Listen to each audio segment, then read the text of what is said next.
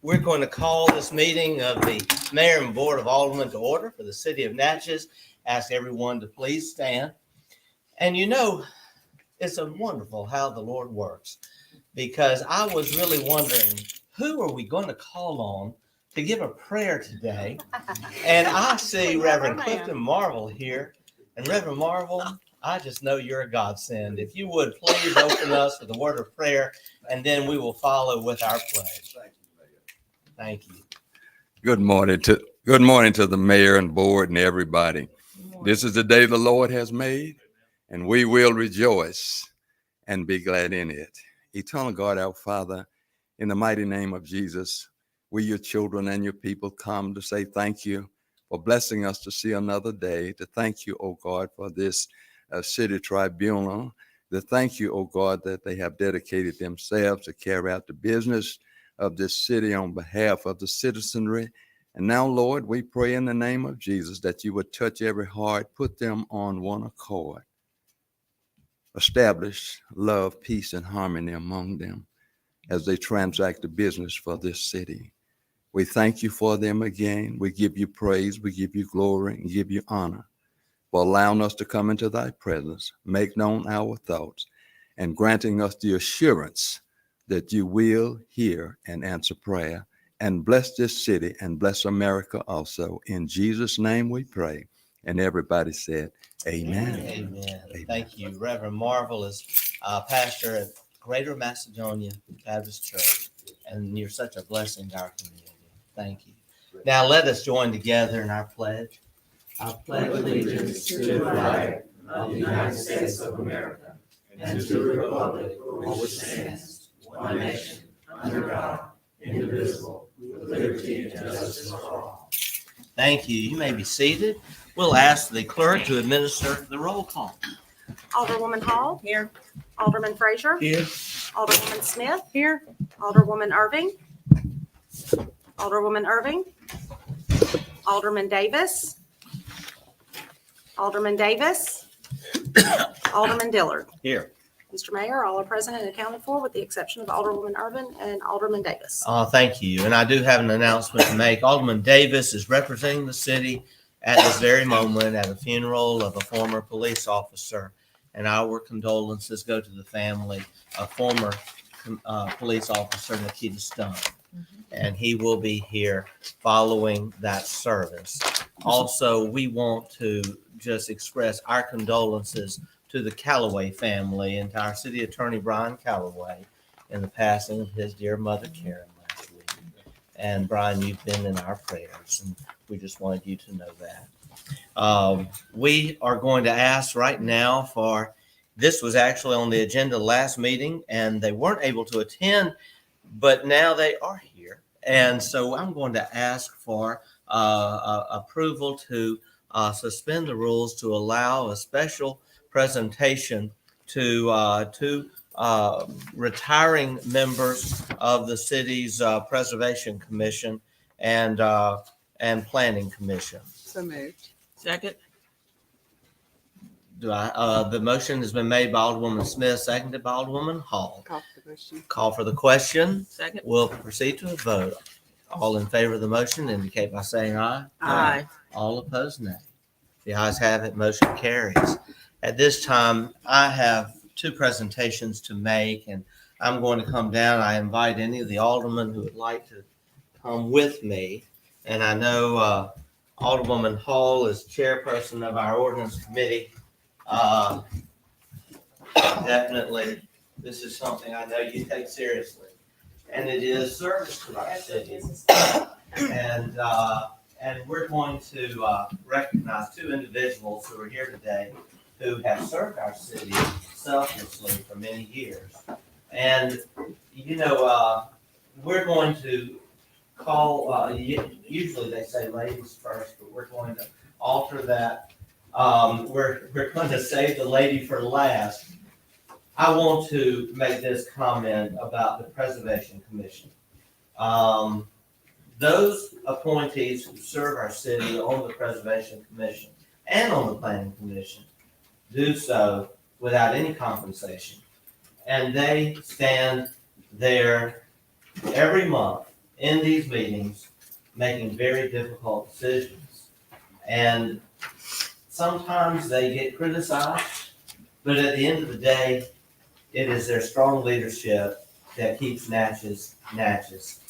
One reason that people flock to our city, and we see it more and more, is because there is no city like Natchez. And that's because we value our history. We value the special things that are Natchez. And we are so grateful to have dedicated individuals serving in these capacities. Stratton Bull has been a member for more years than we can count of our city's preservation commission. Planning, I have them, let's make sure we have this correct. I have them backwards. Yes. Our planning commission, I got it. I have, he's out of order. Thank you. I want to just say this, Stratton is an attorney. He has such a great record and such great experience, and the fact that he would freely give of those services all these years to Natchez just speaks volumes. And so I'm going to ask him to come up, and we just have a certificate we want to present. Yes. And Stratton, this is in recognition and appreciation of your valuable contributions to the city of Natchez. We appreciate your commitment to service, the difference you have made during your tenure on the Natchez Planning Commission. And I want to ask you, Stratton, how many years have you served? It's been quite a number of years.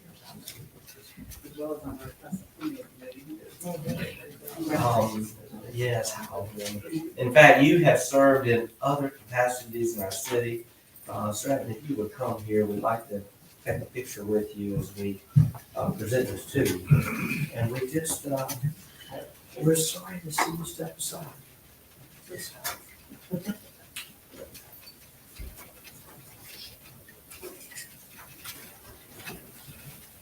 All right, right here.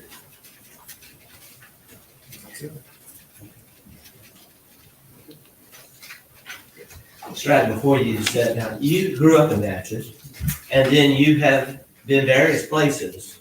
In Jackson. And mainly Jackson, but I also know that you went to college in Tennessee, and you've had experiences all over the country. You're a well-traveled individual. You moved back to Natchez when? And ever since you returned, you've been involved in so many things. I know the Natchez Festival of Music, not only the Planning Commission, but also the Tricentennial Commission. Stratton, you're that great spirit of Natchez, and we appreciate you.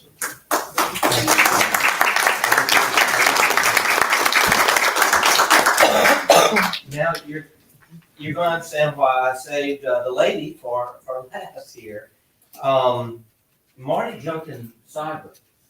Her name comes up so much whenever I talk to individuals about Natchez, because they say, well, Ms. Cyber was on the commission when we did this, when we got this approved, when I got my business approved, when we got that building approved. And this goes back many, many years. I'm going to ask her to come on up with her husband, Mr. Cyber. Come on up and stand here with your beautiful wife. Marty, you explained to me, how many years have you really served in a volunteer capacity in the city of Natchez? Since about 1988. 1988. And that is, and that's how many years? About 34. That's a lot. It is. You've done this with such loyalty, such dedication. You have made every meeting. You have made the difficult decisions. And in the end, I know you did it for one purpose. You love Natchez. Mr. Mayor, I had the privilege of serving on the Preservation Commission with Mrs. Tyler. She was chairperson, outstanding leadership, and what a mentor to all of us on that commission. And it was a sad day when I heard, when you called me to tell me you were going to retire. And I said, when? He said, next year. And then the next thing I knew, you were gone. What an issue. We really are. And I've going- known Ms. Seibert a very long time, and she was still a junkie. And so we are presenting this certificate of appreciation to Marty Junkin Seibert in recognition and appreciation of your valuable contributions to the city of Natchez. We appreciate your commitment to service and the difference you have made during your, and this says 40-plus years, on the Historic Natchez Preservation Commission. They checked that out.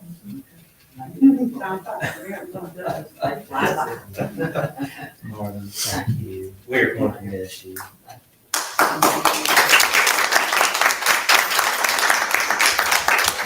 Anything else you'd like to I'd just like to say I appreciate being able to serve the city that long, and I enjoyed it.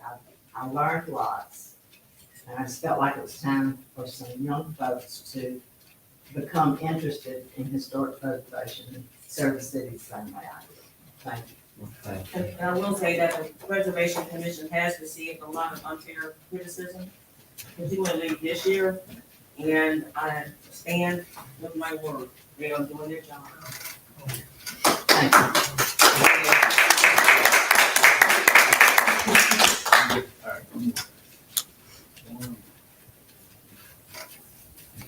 And thank you. And Thank you. Mr. Seibert, thank you for loaning her to the city so many evenings. I'll send you a bill.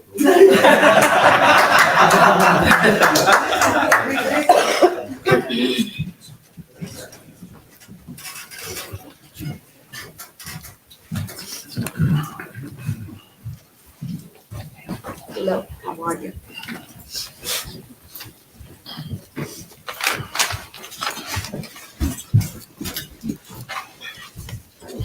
We will now call, as we are, well, we have a pretty short agenda. We only have one set of minutes. I think we can go ahead and get that out of the way. So approval of minutes, Madam Clerk, you're recognized. Yes, requesting the approval of the October 11th, 2022 regular board minute meetings after review by city attorney and with necessary corrections. So moved. Second. Motion made by Alderwoman Hall and seconded by Alderwoman Smith. Any discussion? We'll call for the question. Call. Second. We'll proceed to a vote. All in favor of the motion indicate by saying aye. Aye. All opposed, nay. The ayes have it. Motion carried. Thank you. Next up, we have, by the way, there is a gentleman who is supposed to be on the agenda and is not. I just discovered this. Unless I have an older agenda. We have the old Mr. agenda. Mr. Hilbert? He's Is he? on there. He's on there? Okay. I'm going to need a current agenda. My packet has the older one. I'll get it. So we're going to now, we'll go, we're good. We're going to introduce Michael Pace, President of the DNA Board of Directors, that is the Downtown Natchez Alliance. And we are also glad to see with you, Mr. Pace, our new director. Absolutely. Director. So that's what I'm here Mickey for. Halley. I'm very excited and anxious to introduce you guys to our new executive director.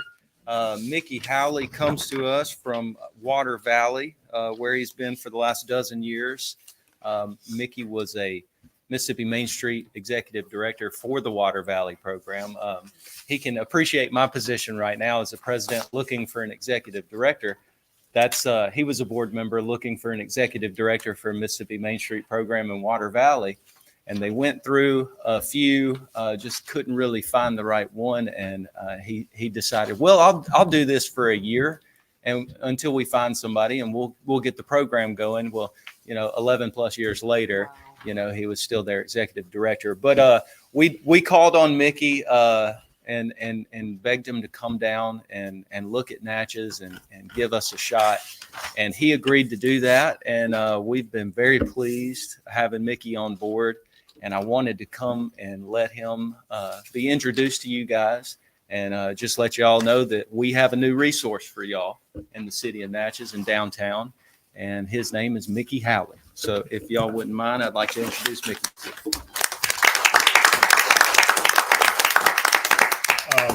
Thank you for giving me the time today, Mr. Mayor, all the persons, people, and DNA board members. Michael said I was in Water Valley, Mississippi, and I've been in North Mississippi some 23 years, and I've worked all across the state. But you'll notice that I have an accent that comes from Louisiana, so please forgive me. But having worked in Mississippi for 23 years in North Mississippi, and a dozen years in Main Street, which is economic development, downtown economic development through historic preservation. I can tell you, Natchez, I think, has all the right ingredients. And they have a plan. They've got the built infrastructure. They have people.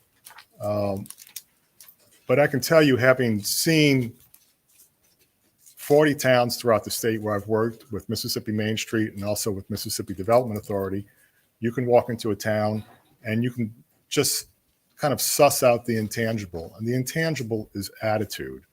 And you can tell if a place is going to make it or not, or if they're going to survive and move forward on revitalization. And when I came to Natchez, and I've been here before, the attitude is what struck me the most. So that's significantly changed. And what you do here on the city council is a key ingredient. Your support is absolutely essential in this revitalization process. And I want to thank you for that. If you see anything that, or you have any ideas, please reach out to me or any of the board members. We are working with everybody in this town because we believe downtown is for everybody. So thank you very much. Thank you. Welcome. Thank you. Welcome. Mr. Howley, we're excited. We welcome you to Natchez and we look forward to working with you.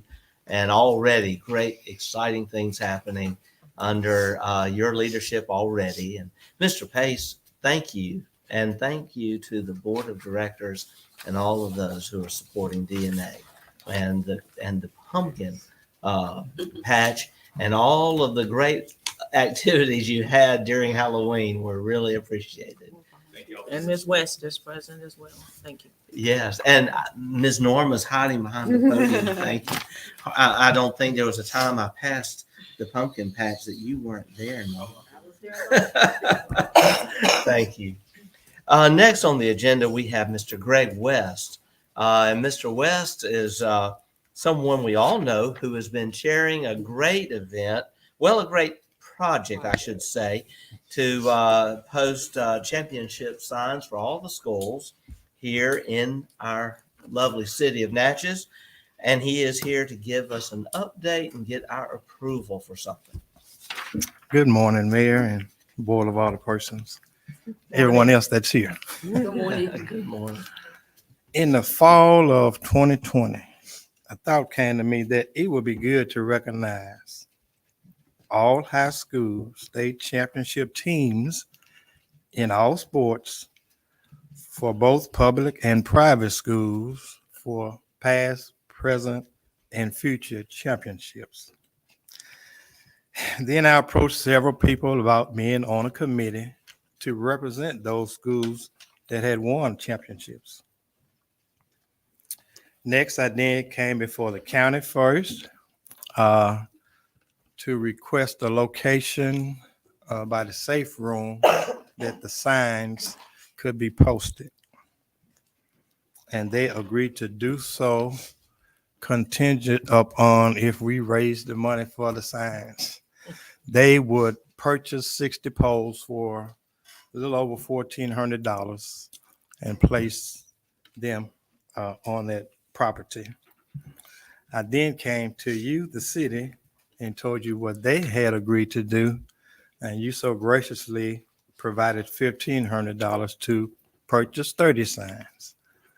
I then went to the public school board and made the same request that they donate, and they agreed, and they donated the same amount to purchase an additional 30 signs. So after obtaining those 60 signs paid for and delivered to us.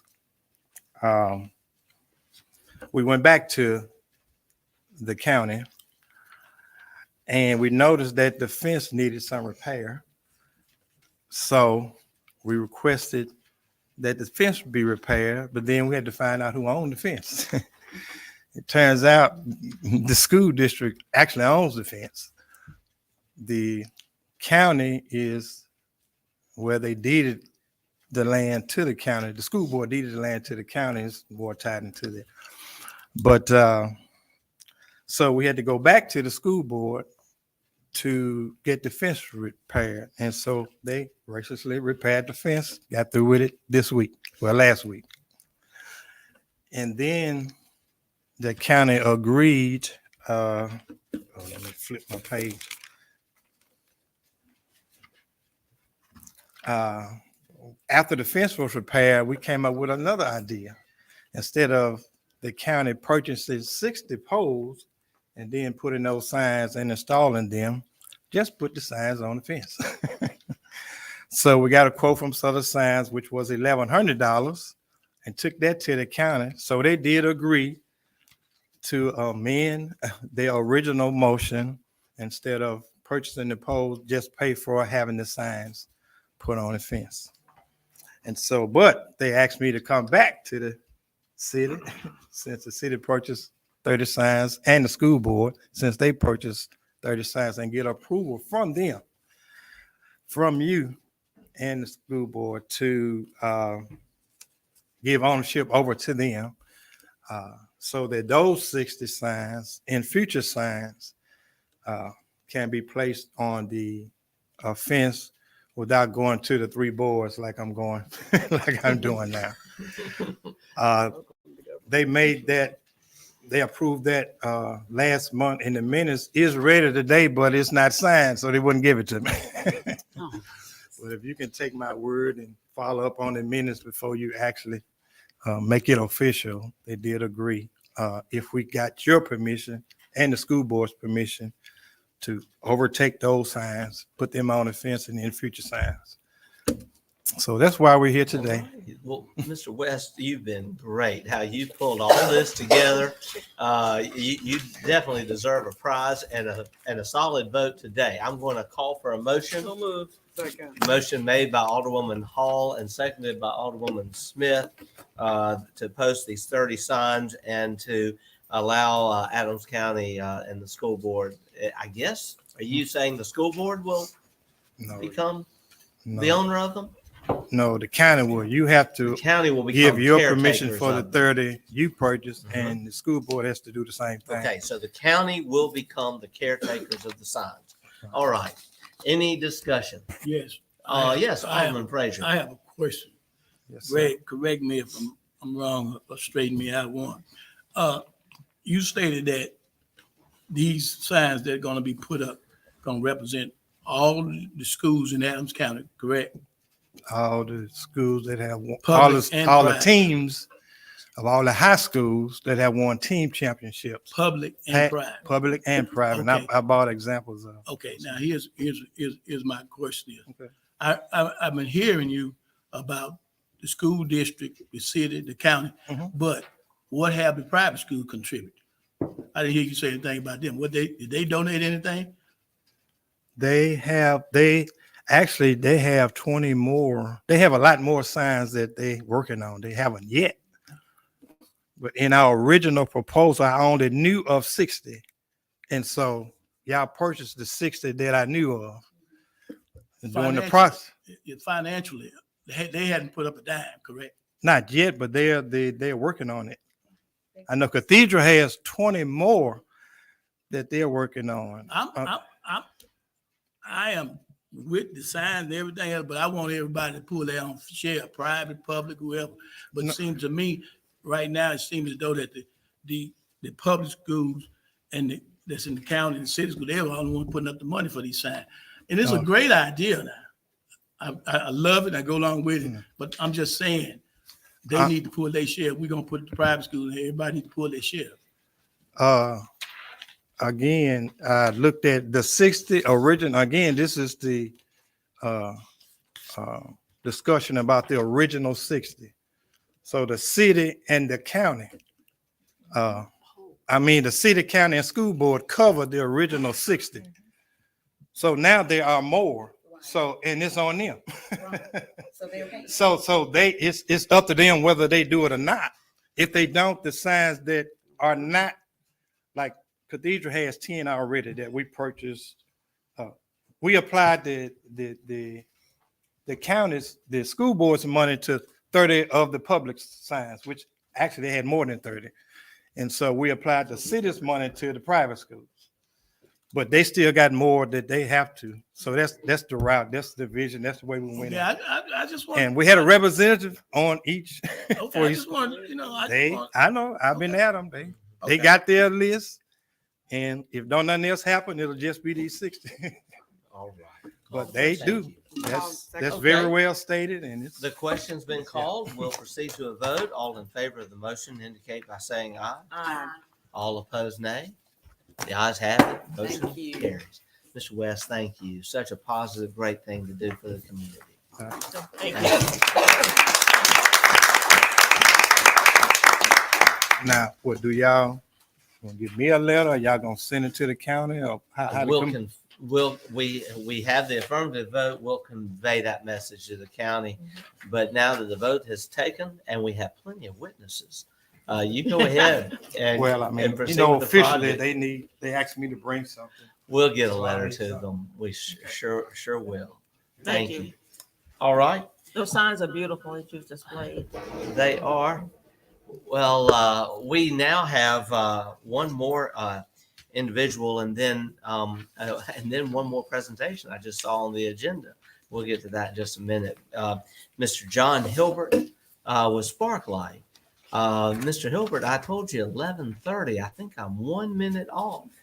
And Mr. Hilbert is actually the area manager director for Sparklight for the Miss Lou area. And he has some exciting news to share with us today.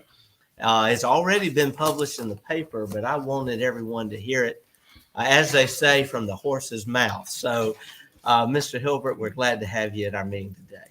Thank you. Good morning. Good morning. My name is John Hilbert, and I'm the general manager of Sparklight for the Natchez and Vidalia area. First, I'd like to thank Mayor Gibson for inviting me here today to share some exciting news for the city of Natchez and for Sparklight. July 15, 2021, Sparklight sent out a press release and notification to the city of Natchez that we were about to begin a $6.5 million project to upgrade our network and facilities in the city of Natchez. The forecasted completion date for this major project was to be in the first quarter of 2023.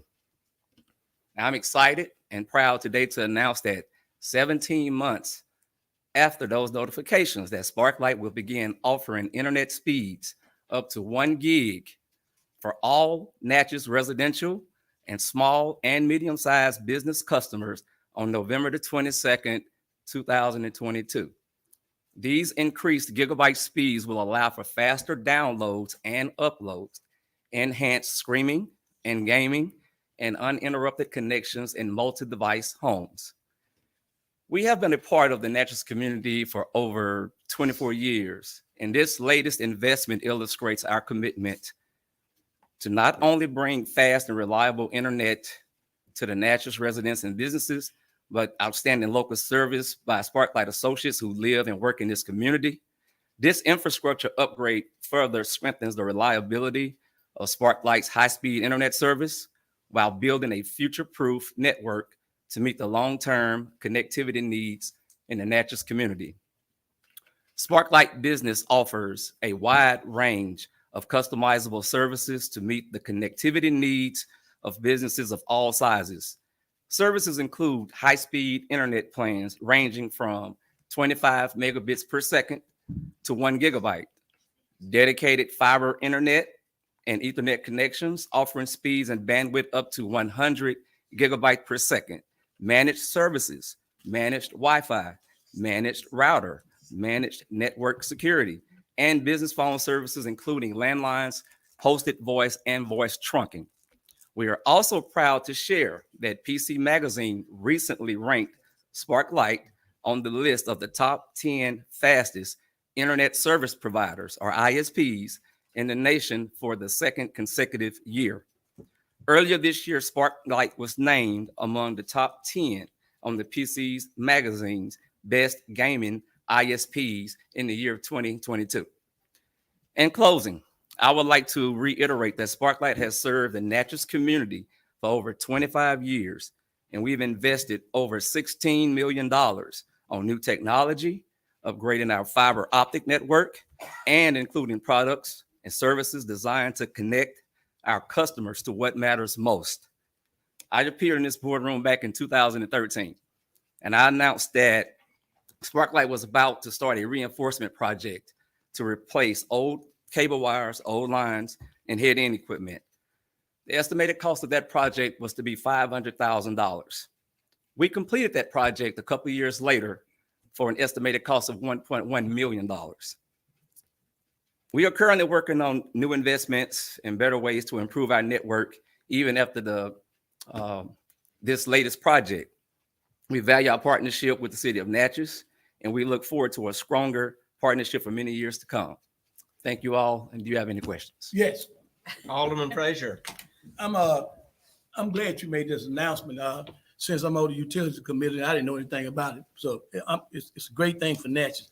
But I just want to ask you one little simple question. How much is it going to cost the average customer a month? Well, it depends. What product we're talking about? The internet part. Well, it's a lot of levels of internet. And look, the beauty about this whole thing today is I brought a team with me to help with some difficult questions. That's not necessarily a hard one, but my VP, Donna Chapman, is here today, and she's here strictly because of this great announcement. She came down to look at some of the facilities and some of the stuff that we've done. She knew nothing about this. And I also have our lead office personnel, Angela Simmons, and our technical person, if you guys have any concentrated questions. But our internet starts from anywhere from $30 to $100 a month. It just depends. It's a lot of variables. And we also participate in the affordable program where some customers have they receive the service from us, with the aid of the government. We're also a member of that as well. So, but it does depend. But that is a range. Okay, like residential, business, all this. So, ladies, I'm glad that y'all here.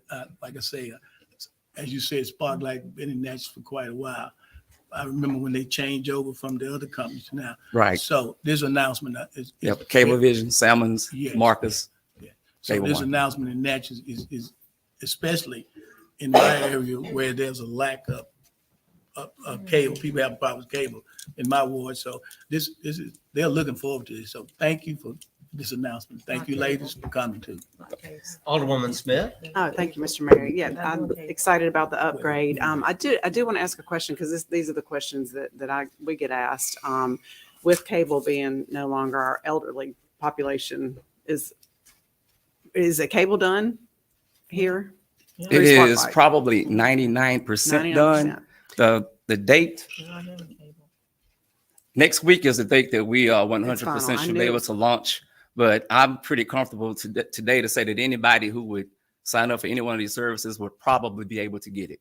Yeah, that brings me to my definitive though. That's just Alderwoman Smith. Thank you, Mr. Mayor. That just brings me to my question with the transition with the elderly population that don't know anything about streaming. Is there some help to them to get them switched to streaming?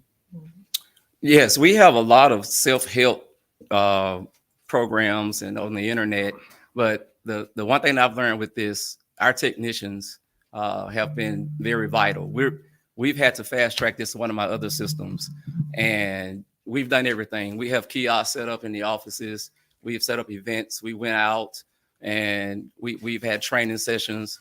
But a lot of times, most instances we found, and Angela, you can correct me if I'm wrong, but the elderly, we physically have to come out and assist them with it.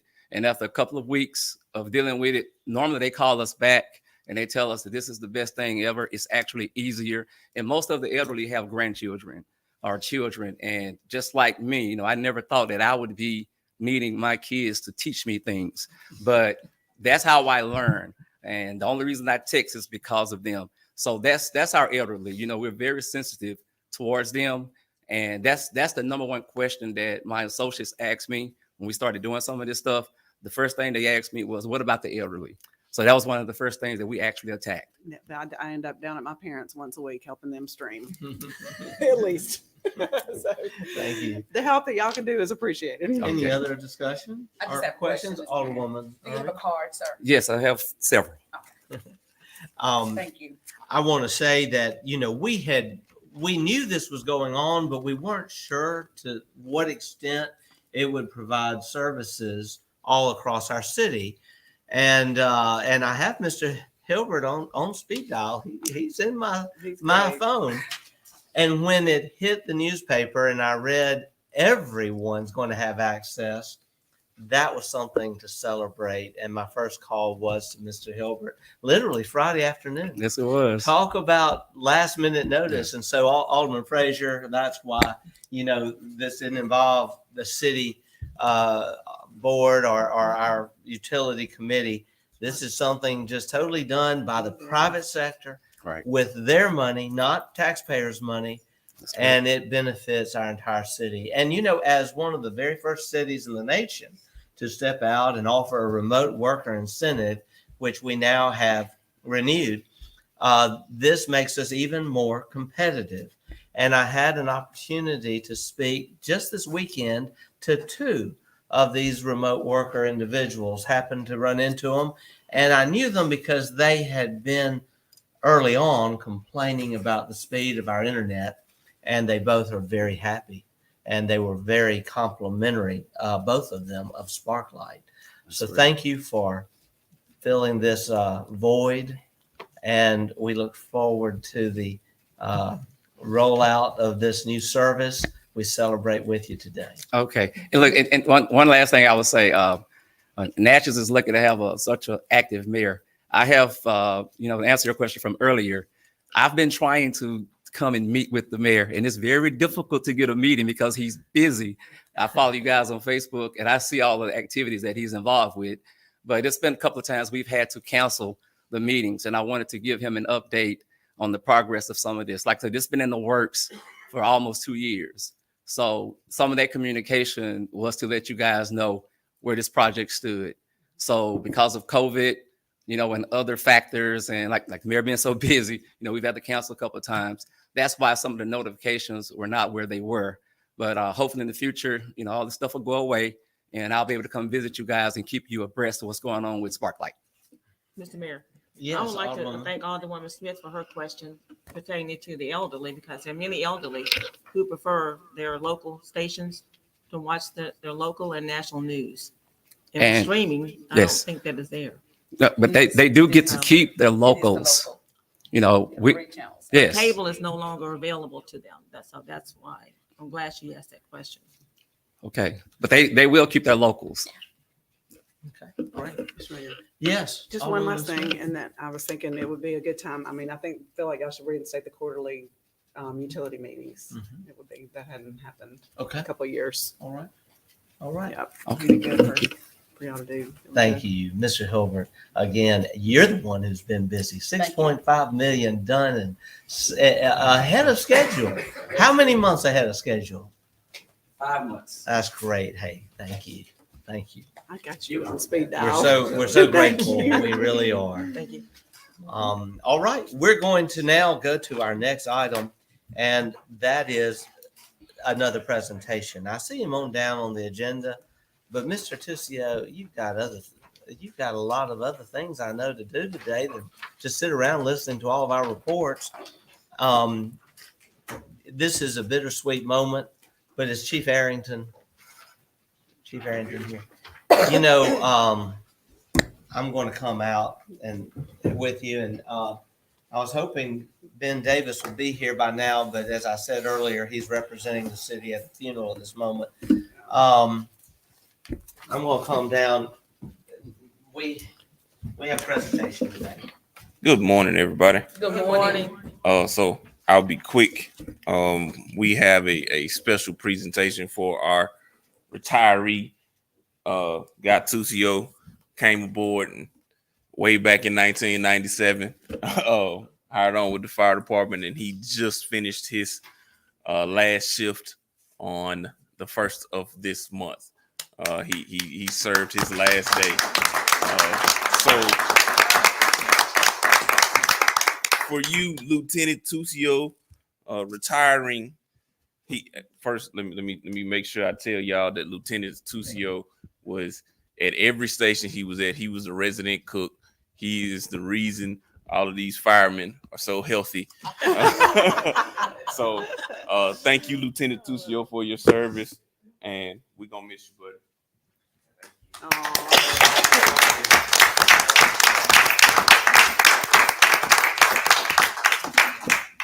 I'd like to say too, we're gonna be at the chili cook-off Saturdays. Yay, I'm glad Yeah. that is.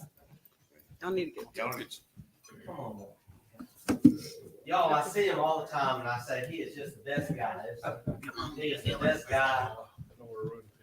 Guy Tucio. We're gonna miss you. You'll see more of me. That's right. You'll be on carriages. All right, we're gonna get a quick picture.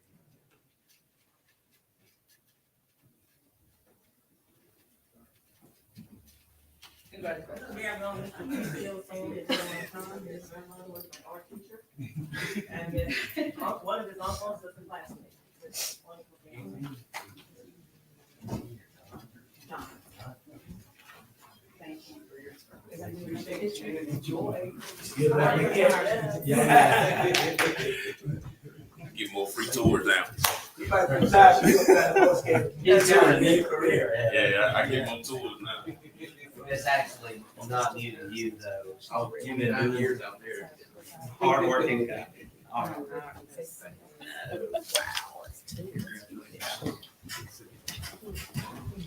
Thank you, Chief Harry.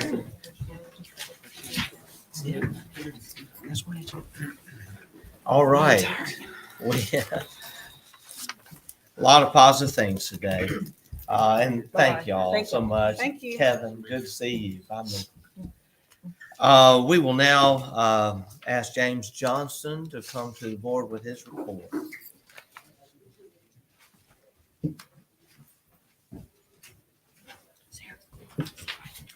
Morning, Mayor and Board. You have a copy of the my revised report at your respective desks from earlier this morning. Still morning. First item, I Care for Animals with funding from Mississippi Board of Animal Health. Spay Neuter Natchez, a nonprofit organization under the Community Alliance with the assistance of Ms. Jenna Holyoke, is requesting the City of Natchez serve as a grant applicant sponsor for the above referenced grant program to apply for up to $3,500 to assist with the controlling the dog and cat population by offering free spay and neuter twice annually in the City of Natchez. The program is funded with monies collected from the I Care for Animals car tag program and are awarded at the discretion of the Mississippi Board of Animal Health. Staff is requesting a motion to serve as grant applicant and apply for these funds to assist. So moved. So, motion made by Alderwoman Irving and seconded by Either one. Alderman Dillard. We will call for discussion. We'll call then for the question. Call. We'll proceed to a vote. All in favor of the motion indicate by saying aye. Aye. All opposed, nay. The ayes have it. Motion carries. And we really want to thank Jenna Holyoke for all that she does in her organization. This is a really important step forward in helping with our animal control issues. Thank you. Next item, Mr. Johnson. 2023 Special Needs Assistance Program, or SNAP, funding from the Federal Home Loan Bank of Dallas. Staff is requesting that applicable city building and permit fees again be waived for the program. So moved. Second. Motion made by Alderwoman Smith and seconded by Alderwoman Hall. Discussion? Yes, sir. Yes, Alderwoman Irving. Okay, thank you, Mr. Mayor. I just wanted to ask a question about the SNAP program. I received several calls this week from constituents that had applications and they returned them, well, I say worksheets, because they're no longer called applications, they're worksheets. That is correct. And they were told if you didn't have number 15 on them, then you can. So have we changed the way we accept the worksheets and that we're no longer going to have a waiting list? Right now, we are no longer having a waiting list because the monies have decreased the last 3 years in a row. And we've been asked to really start from scratch each cycle. So that's what we are doing. So we did hand out worksheets numbered 1 through 15. And those that came afterwards, we cannot assist them until, another program becomes available. Well, what happened to those applications that Worksheets came on, before 1 through 15? they're still in my Because office. Okay, so how do they go? Were they a part of the 1 through 15? They were not, no ma'am. Well, how do you do that? I mean, how do you do that when you take a worksheet from the public and before you made the change? The request was accepted made, them? that those that would look to apply later on would never have an opportunity because we had so many on file. And so we did, agree with the member banks because, we are not the applicants for these applications. The member banks are. Right. And so we did agree that we would start from scratch from here forward. Was that put in the paper? I mean, and the reason why I'm asking. Yes, ma'am, it was. Because that you would start from scratch, Yes, all that ma'am. was there? Yes, ma'am. Okay, I just want to know I'm because I good. received the calls and I still have Yes, people ma'am. requesting. And if there's not a waiting list, they need to know that. Yeah. Maybe something needs We're to not go back doing in a paper. waiting list. And if we can't assist everyone this year, then again, we're starting from scratch for the 2024 cycle. The good news is this is why we have applied for a home Correct. improvement grant through the Mississippi Home Corp. And with that maximum grant amount is 600,000. We're hopeful that we'll get some funds. We do need it. Well, I hope we get it because that would also have we, and even the $50,000 at the NAACP, had we done that, that would still assist him with what is being approved with the 15. Had we approved that proposal, that $50,000 would have allowed extra, maybe more than the 15. The number would have been possibly 20 or 25. Well, the Mississippi Home Corp I'm just saying grant because is there's a pending, possibility. because and there that was will the be extra more money than with the American any of Rescue this Plan. combined. That's correct. So let's just be hopeful that we get that grant. Any further discussion? Call the question. Second. Question's been called. We'll proceed to a vote. All in favor of the motion indicate by saying aye. Aye. All opposed, nay. The ayes have it. Motion carries. Thank you. Next item, Mr. Johnson. Leasing a former Isle of Capri parking lot for bus staging. Staff is requesting a motion for the city to enter into a lease agreement with the owners of the former parking lot to lease for the purpose of staging passenger buses to ease congestion at Natchez Under the Hill during the day one or more vessels are docked, with the lease agreement subject to the review and approval of the city attorney. Move. Second. Motion made by Alderwoman Hall and seconded by Alderwoman Smith. We'll have discussion. I want to just make a comment of appreciation to the Big Lane family. And we had a meeting last week with Mr. Denton Big Lane, and it is definitely something that is needed to relieve pressure on Silver Street. In fact, today we have three boats here and a total of 16 buses. A lot of tourists being toured around town. Now, the conditions of the lease are it will not cost the city anything. However, the city is being asked to take up maintenance of the grass area just in the immediate surroundings of this parking area, and we'll discuss that. But at this time, we definitely need this additional parking area to alleviate the concerns of where to stage buses. In addition, we understand the parking lot will remain available for special events like the Balloon Festival and others, and those events will continue to take precedence under the agreements that currently exist. Just wanted to throw out those details. Did I leave anything out? I don't think. Mr. Mayor? Alderman Dillard has his hand raised. Okay. Thank you, Mr. Mayor.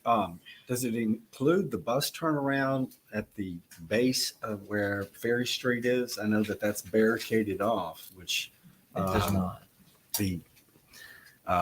It's kind of unsightly, Mr. Mayor, and it certainly would relieve any traffic turnarounds there. Actually, a new fence has been installed there, and that area is now no improvements really need to be made now that we've gotten the grant for Silver Street, because all of that is going to be included. under construction sometime in the near Has there been any future. discussion why they're blocking off that turnaround? Liability concerns, liability concerns. And there is and the new fence has been installed. But there's an old saying, don't look a gift horse in the mouth. I think that their offer of the parking lot on top of the bluff is a very generous offer. And all we have to do in return is extend some waivers of liability and also cut the grass. But Mr. Dillard, I didn't mean to, Alderman, cut you off. Any further comments on that? Yes. Alderman Frazier, you were next. I was very concerned about this lease agreement. I'm glad you made some kind of clarifications on this. There's no monetary involvement of money involved in this, because I was kind of like, I wasn't gonna go along with this. But as you stated, that in the lease agreement that the city will maintain this parking lot, keep it up. Not the parking lot, just cutting the grass is Just all it the is cutting the grass. that we have been asked to do. So the only responsibility that we're gonna have is just cutting the grass. That's Any right. other maintenance is who responsibility? It would be the owner's responsibility. The city's going to incur no responsibility for maintaining the parking lot. Okay, as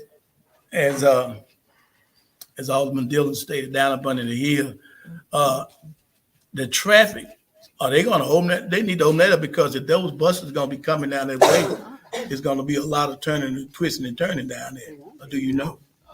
As I said earlier, that is private property, and the city can't insist upon the private property owner anything that the property owner is not able to do. That would have to be another discussion. At this point, though, I believe the owner of the parking lot has made a very generous offer, and that's what we're discussing today. Okay, We're not but discussing the why turnaround. are we discussing it? So where do the city streets end at? Down there. There is a survey, and it shows where the city street is. The turnaround that's being discussed is on private property and is now behind a new fence. And that area, as we have discussed, is soon going to all be under construction, because the Silver Street project is now fully funded. And we'll discuss that a little later in the meeting. Yes, because I think we need, because we're going to discuss about DA Big Lane Hill, go up the hill, who own that property too.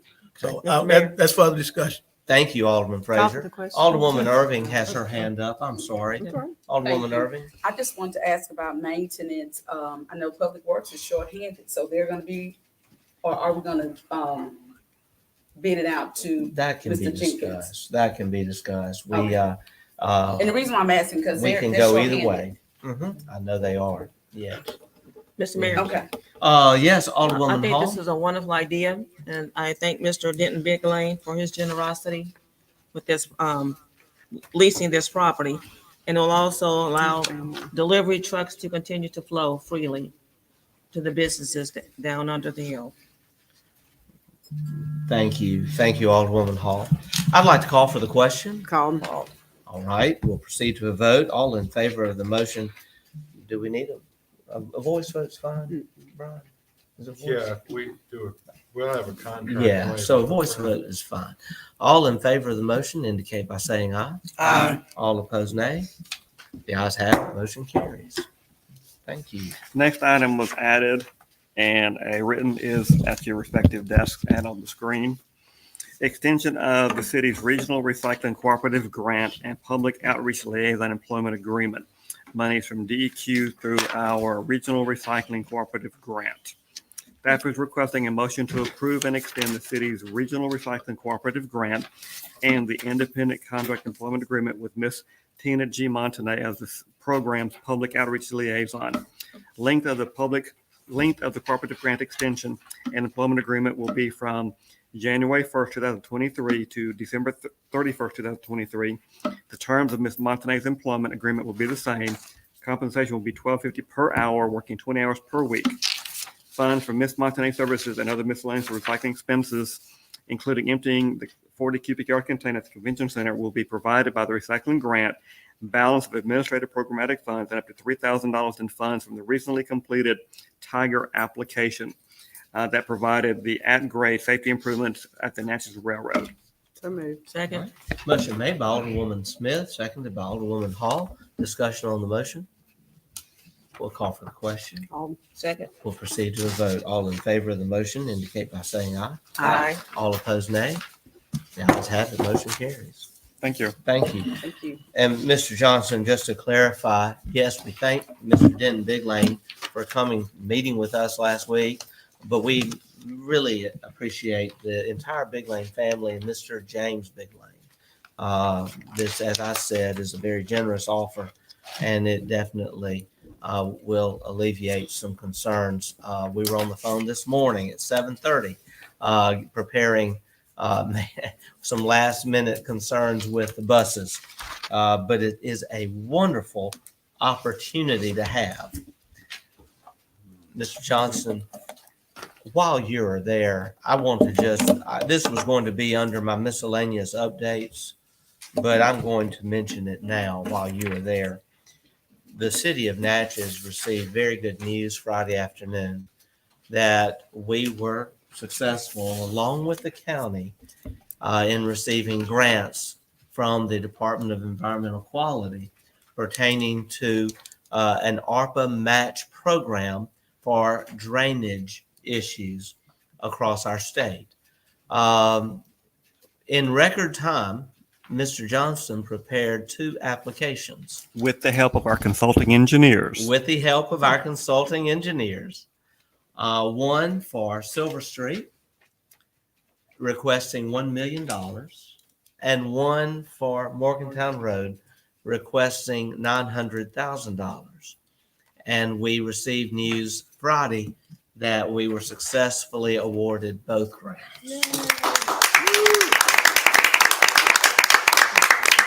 I want to say this would not have happened had it not been for the hard work of Mr. James Johnston, the engineers, and also the city and county working together.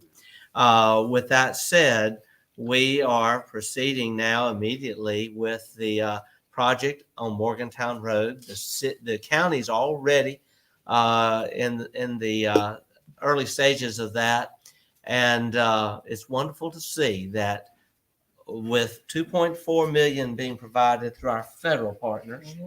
Plus match. I'm getting to that. Okay.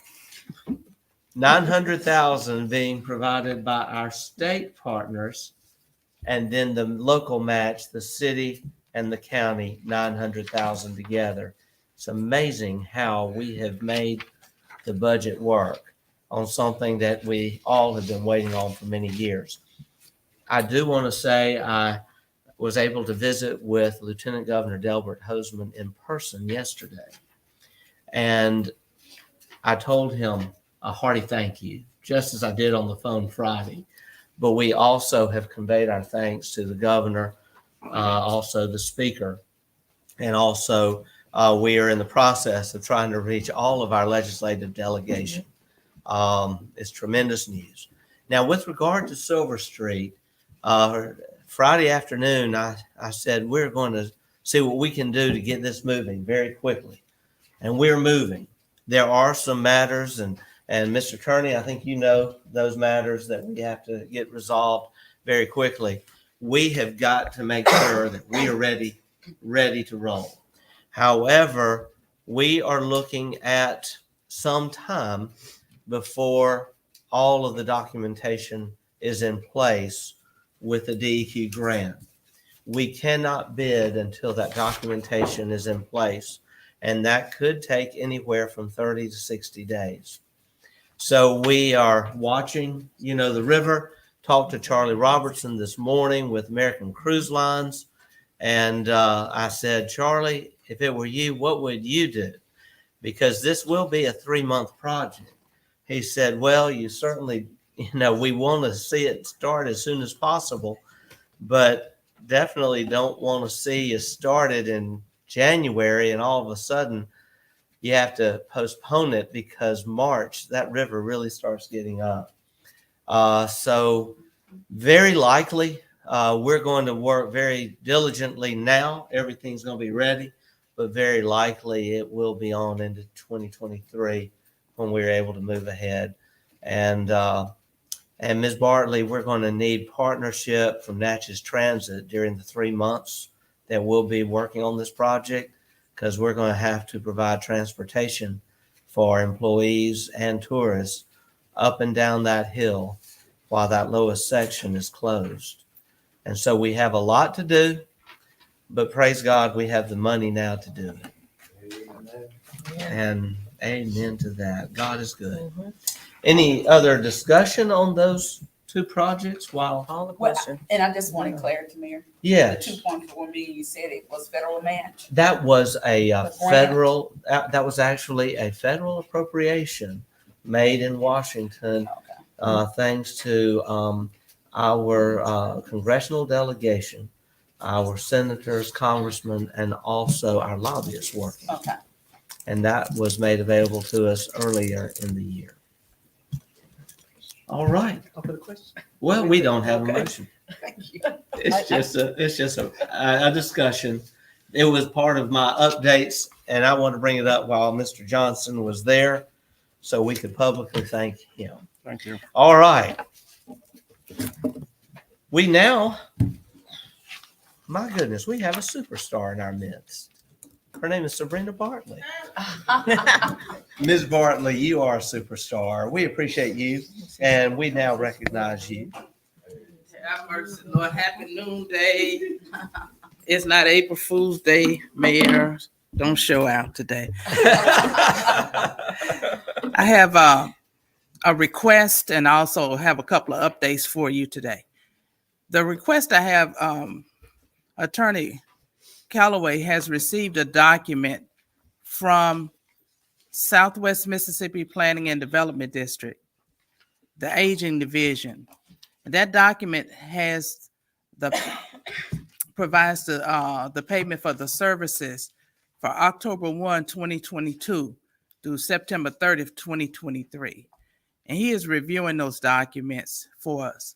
We are providing all of the services, but we cannot submit billing until the documents are executed. So my request is that following the review and whatever needs to happen, that Mayor Gibson be allowed to sign those documents to execute that contract so that we can continue our services for our elderly and disabled. And that is my request. So I have a motion. Alderwoman Hall has made the motion, and Alderwoman Smith has seconded. We'll have discussion.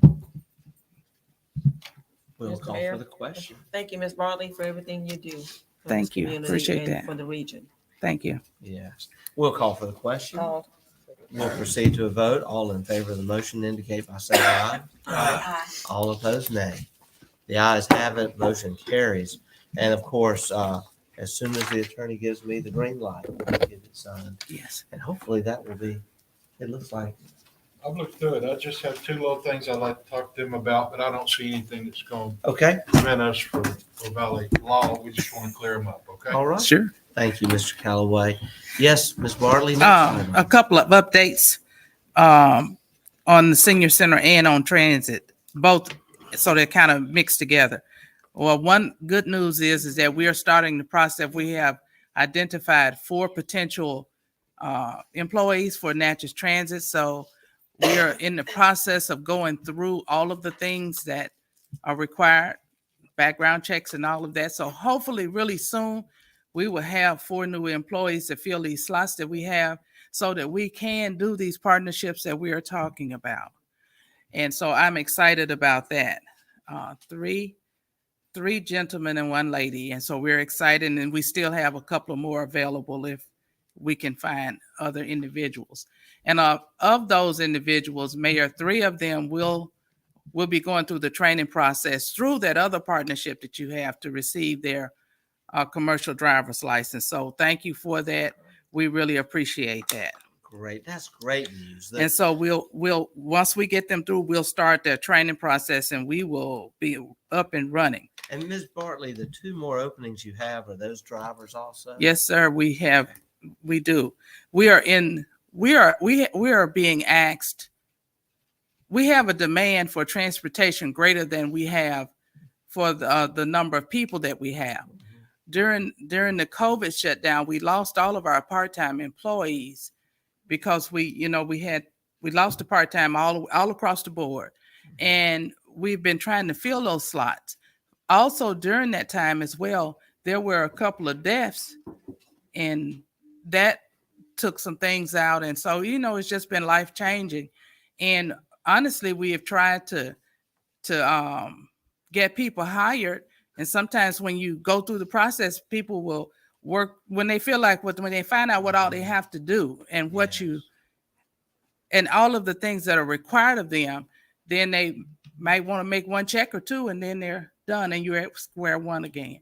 So we are really looking for people who are vested in the interest and of this area, and who are excited about working. We think we've got that this time and we're excited. That's great. Right. Along those same lines, when I speak about the expansion of services, in the contract that we have with Southwest Planning and Development District, we have an opportunity to do something that we have not done before, and that is go into other communities and bring people to Natchez for whatever their needs are. Part of the things that they are expanding, they serve 10 counties.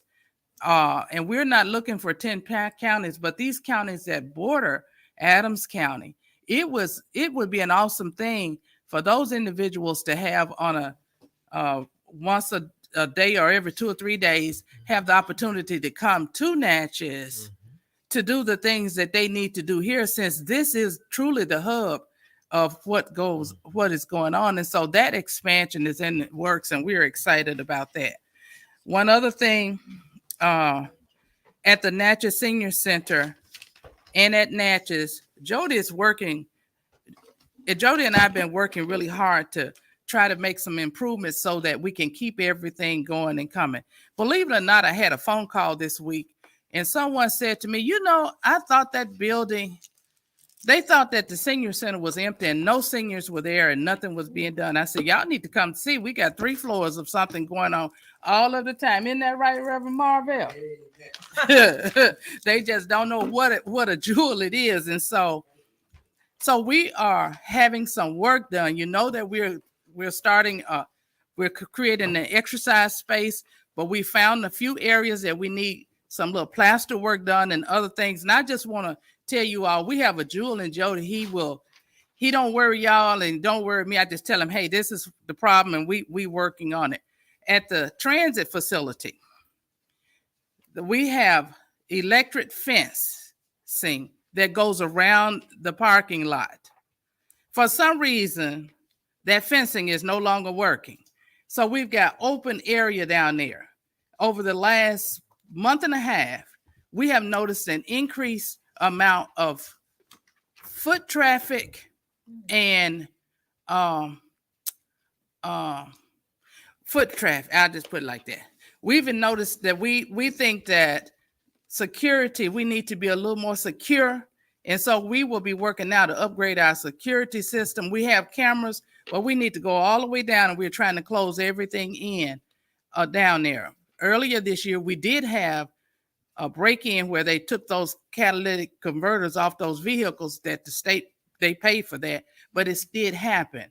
And so we're interested in upgrading our technology and upgrading our securities in those places. That's all I got. We just working. Thank you so much. Thank you. Thank you. Thank you.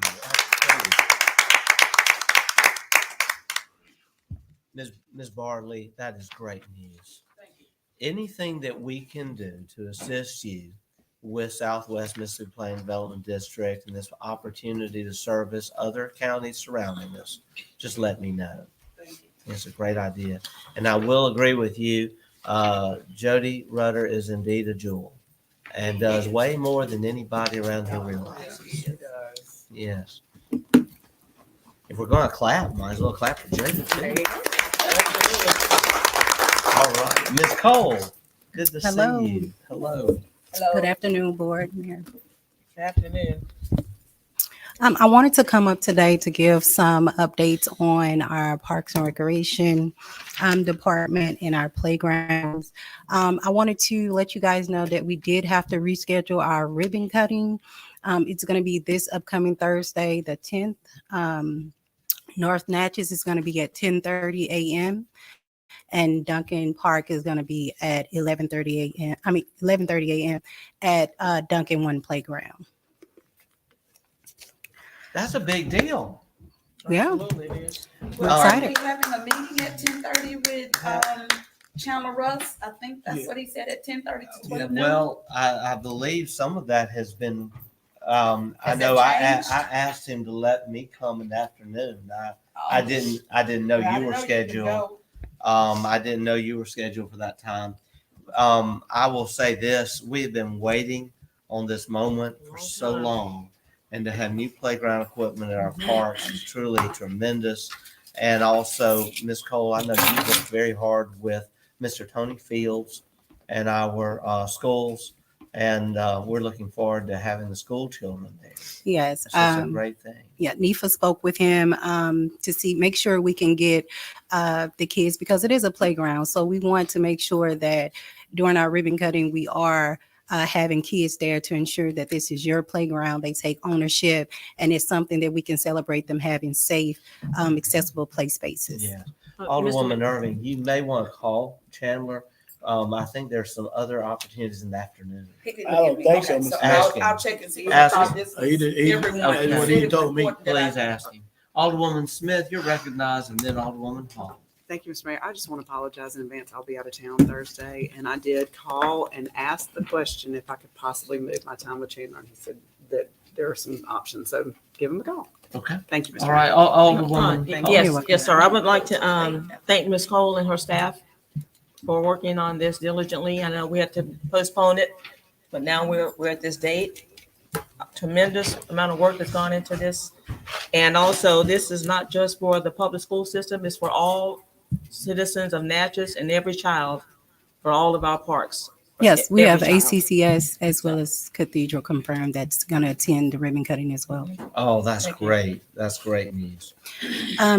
A little update about the playgrounds. We did have to kind of postpone some of our playgrounds opening because of some of the parts on back order and having to reorder certain parts that, were sent incorrectly. But the guys are here, the crews are here, so it should be all done today. We should get the 100% complete status from the project manager on tomorrow. Wow. That is a 100% by tomorrow on all of On them? all playgrounds. That's tremendous. Mr. Mayor, does that include the ramp What? for the special students with disabilities? That's For which part? the For ramp that's Duncan being built. Duncan already has a wheelchair ramp that goes up to the sidewalk Okay. to have accessibility Thank to you. the turf. All right. North Natchez Park. We're gonna be at the pavilion, No, we're going to be at the playground. the playground. Yes, sir.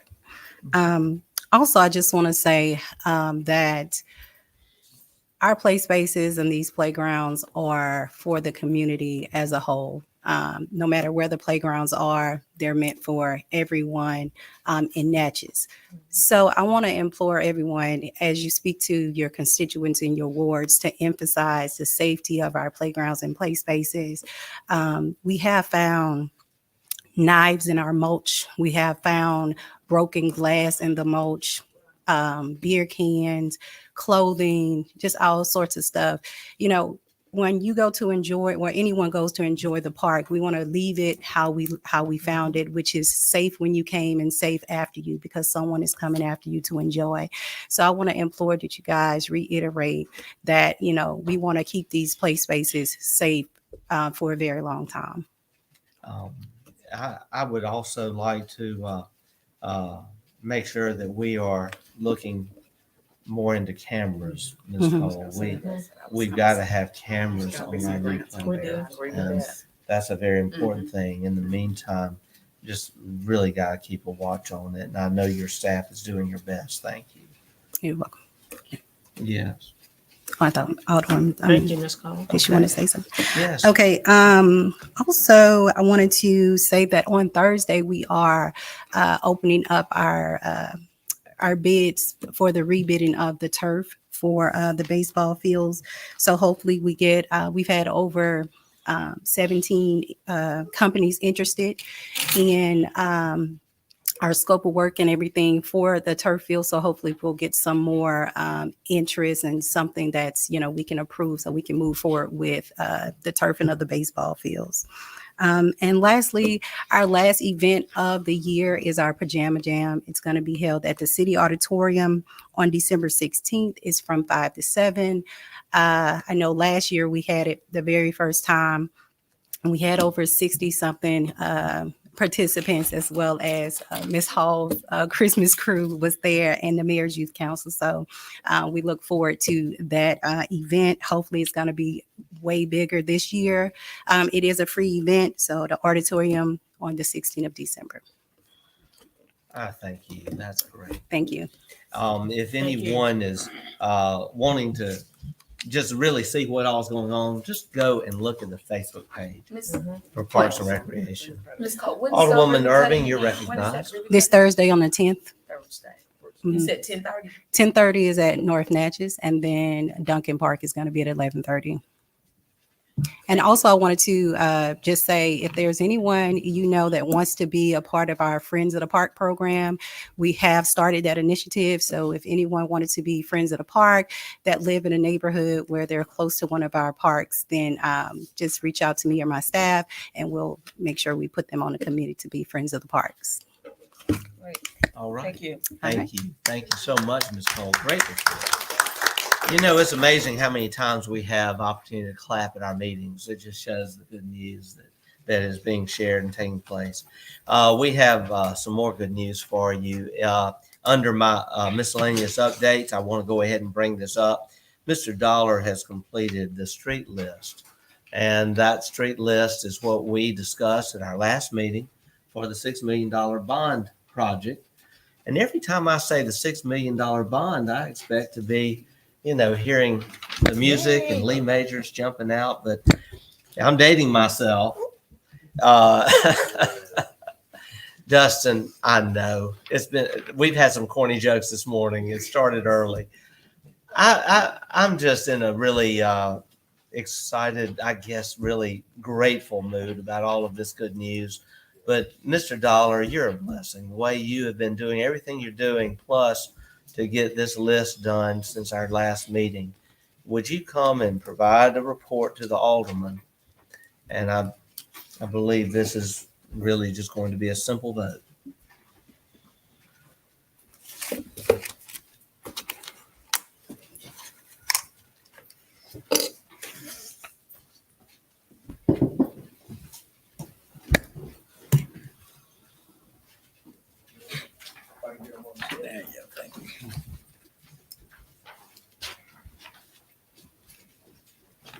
Morning, afternoon.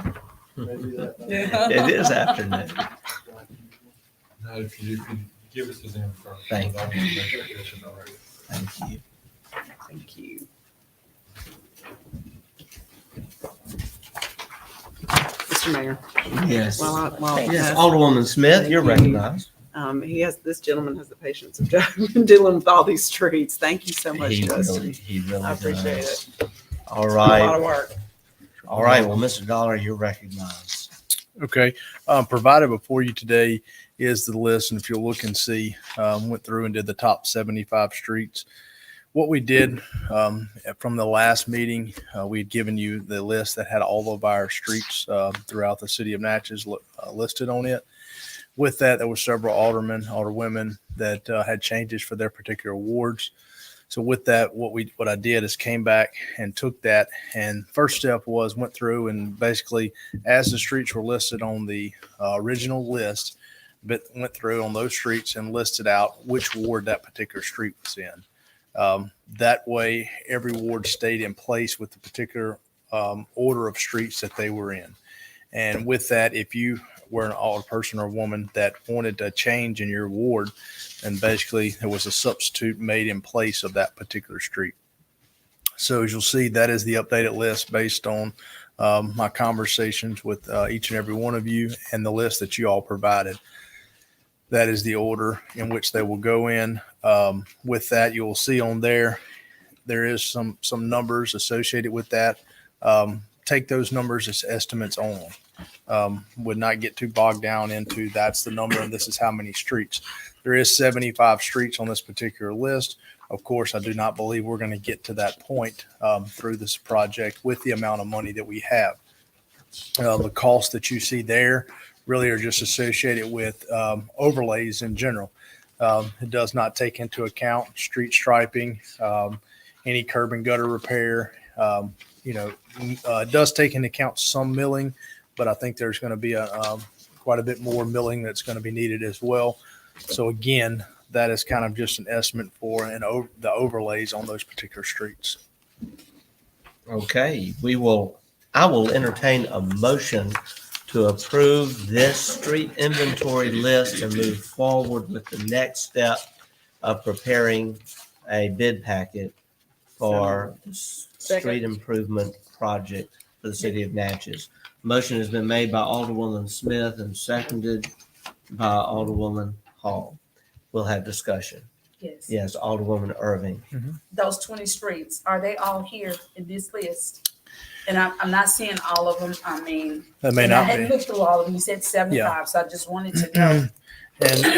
And all of them may not be on there. What I will tell you is, so for instance, the top 74 streets, initially what we did was I took and it went down and listed every ward beside whatever street the original list had on there, whatever ward that was. When we took those, if that top 74 had, of course, there's 75, there's 60 y'all, so everybody can't have 20 streets. That's 120 streets. I understand. So I understand therefore, that. more than likely, all of your 20 probably aren't on there. You probably got 13, 14 streets somewhere in that range, maybe on there out of the 74. So whatever number you originally had in the top 74, that's the exact number you'll have in there now. Your streets were just changed out with the particular ones you had submitted the list on.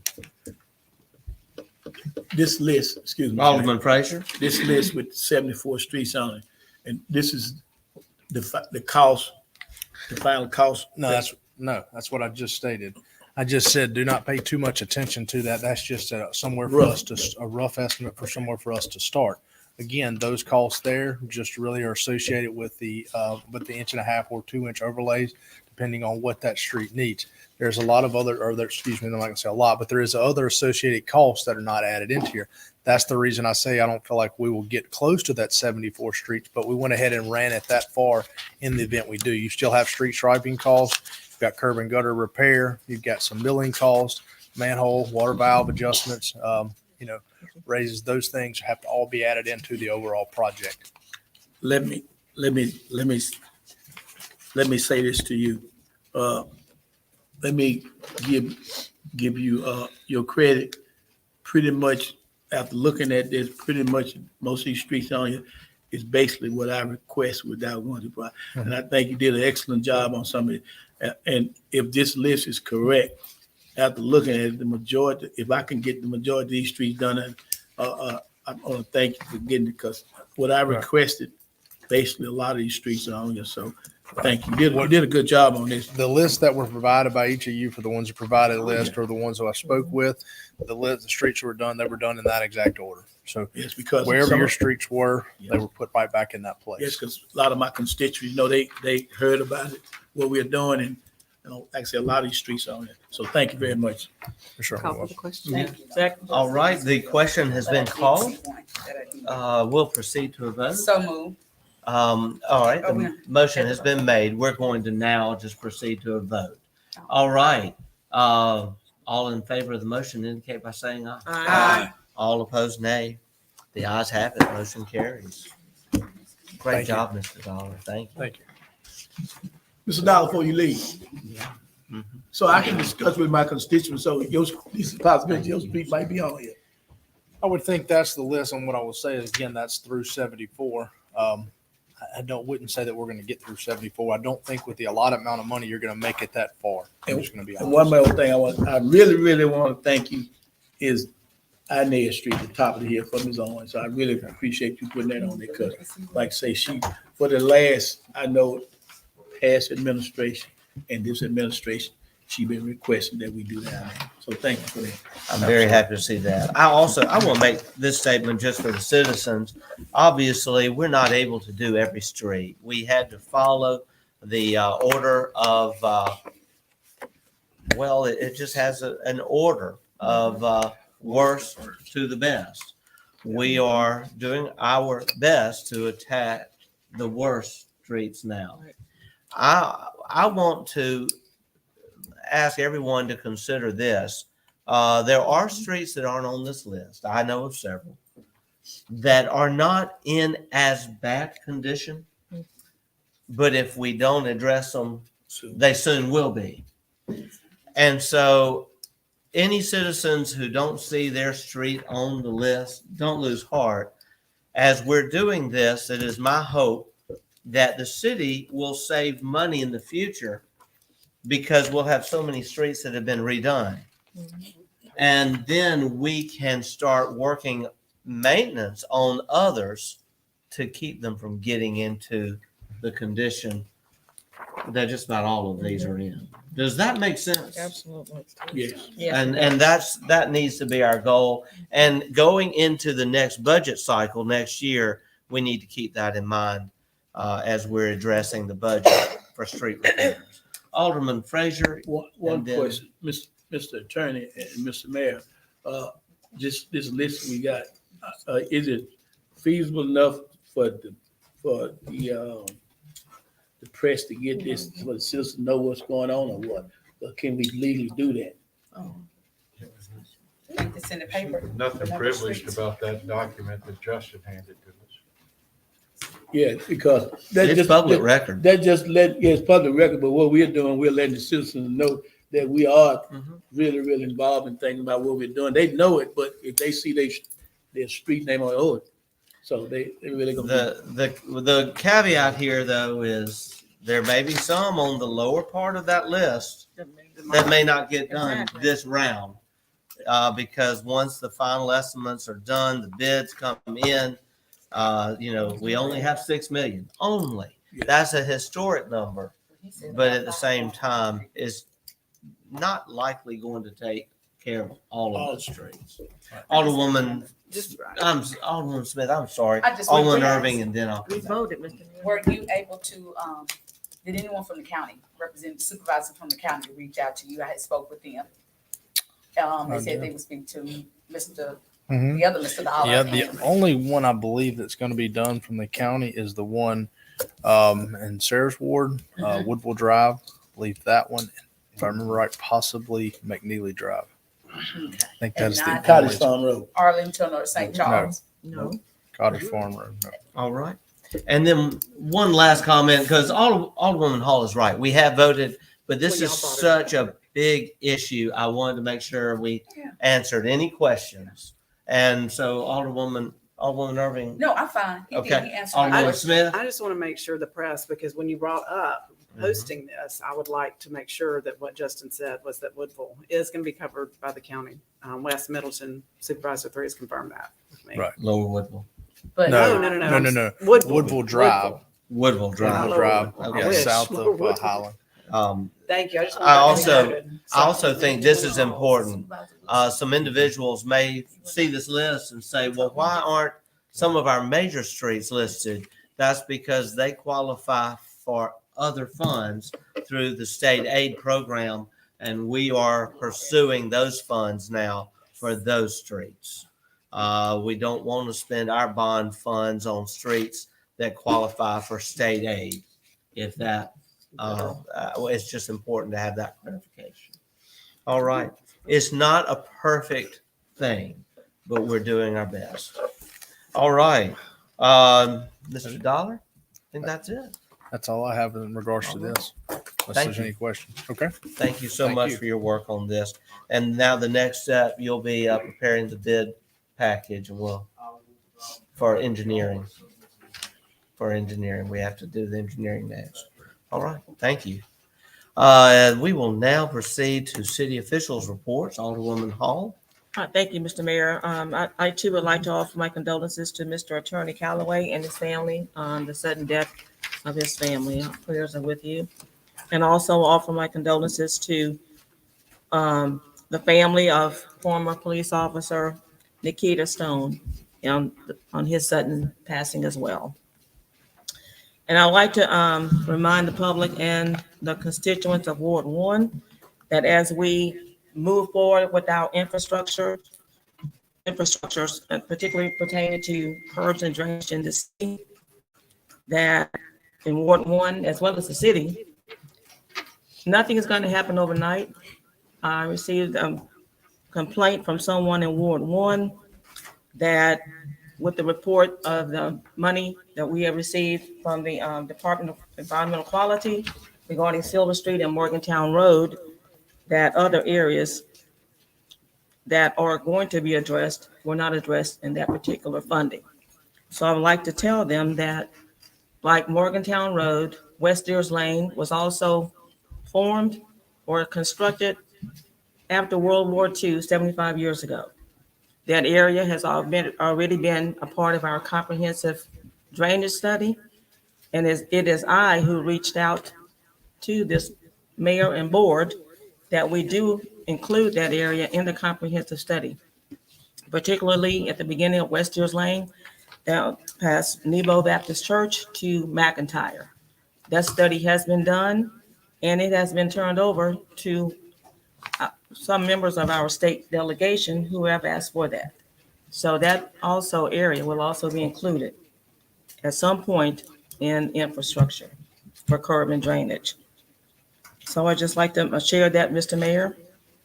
And again, thank Mr. Dollar for this comprehensive sheet on our roads that will also begin. That's much needed. But we are working diligently to improve the city. Every aspect of this city, much has been done in just 2 years, and much will continue to be done.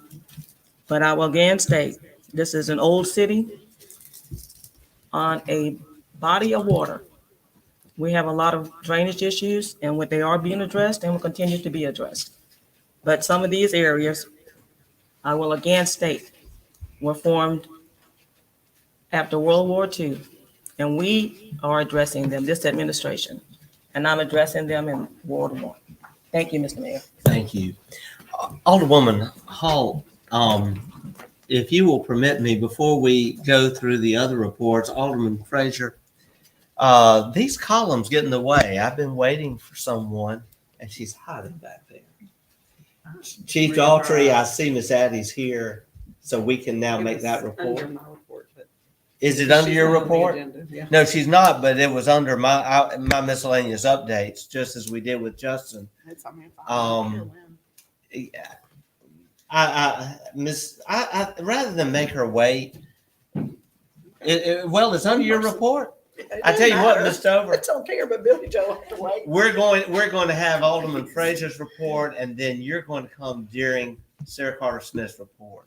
All right. We just have so much happening. Alderman Frazier, we'll recognize you. Brandy, sweet. You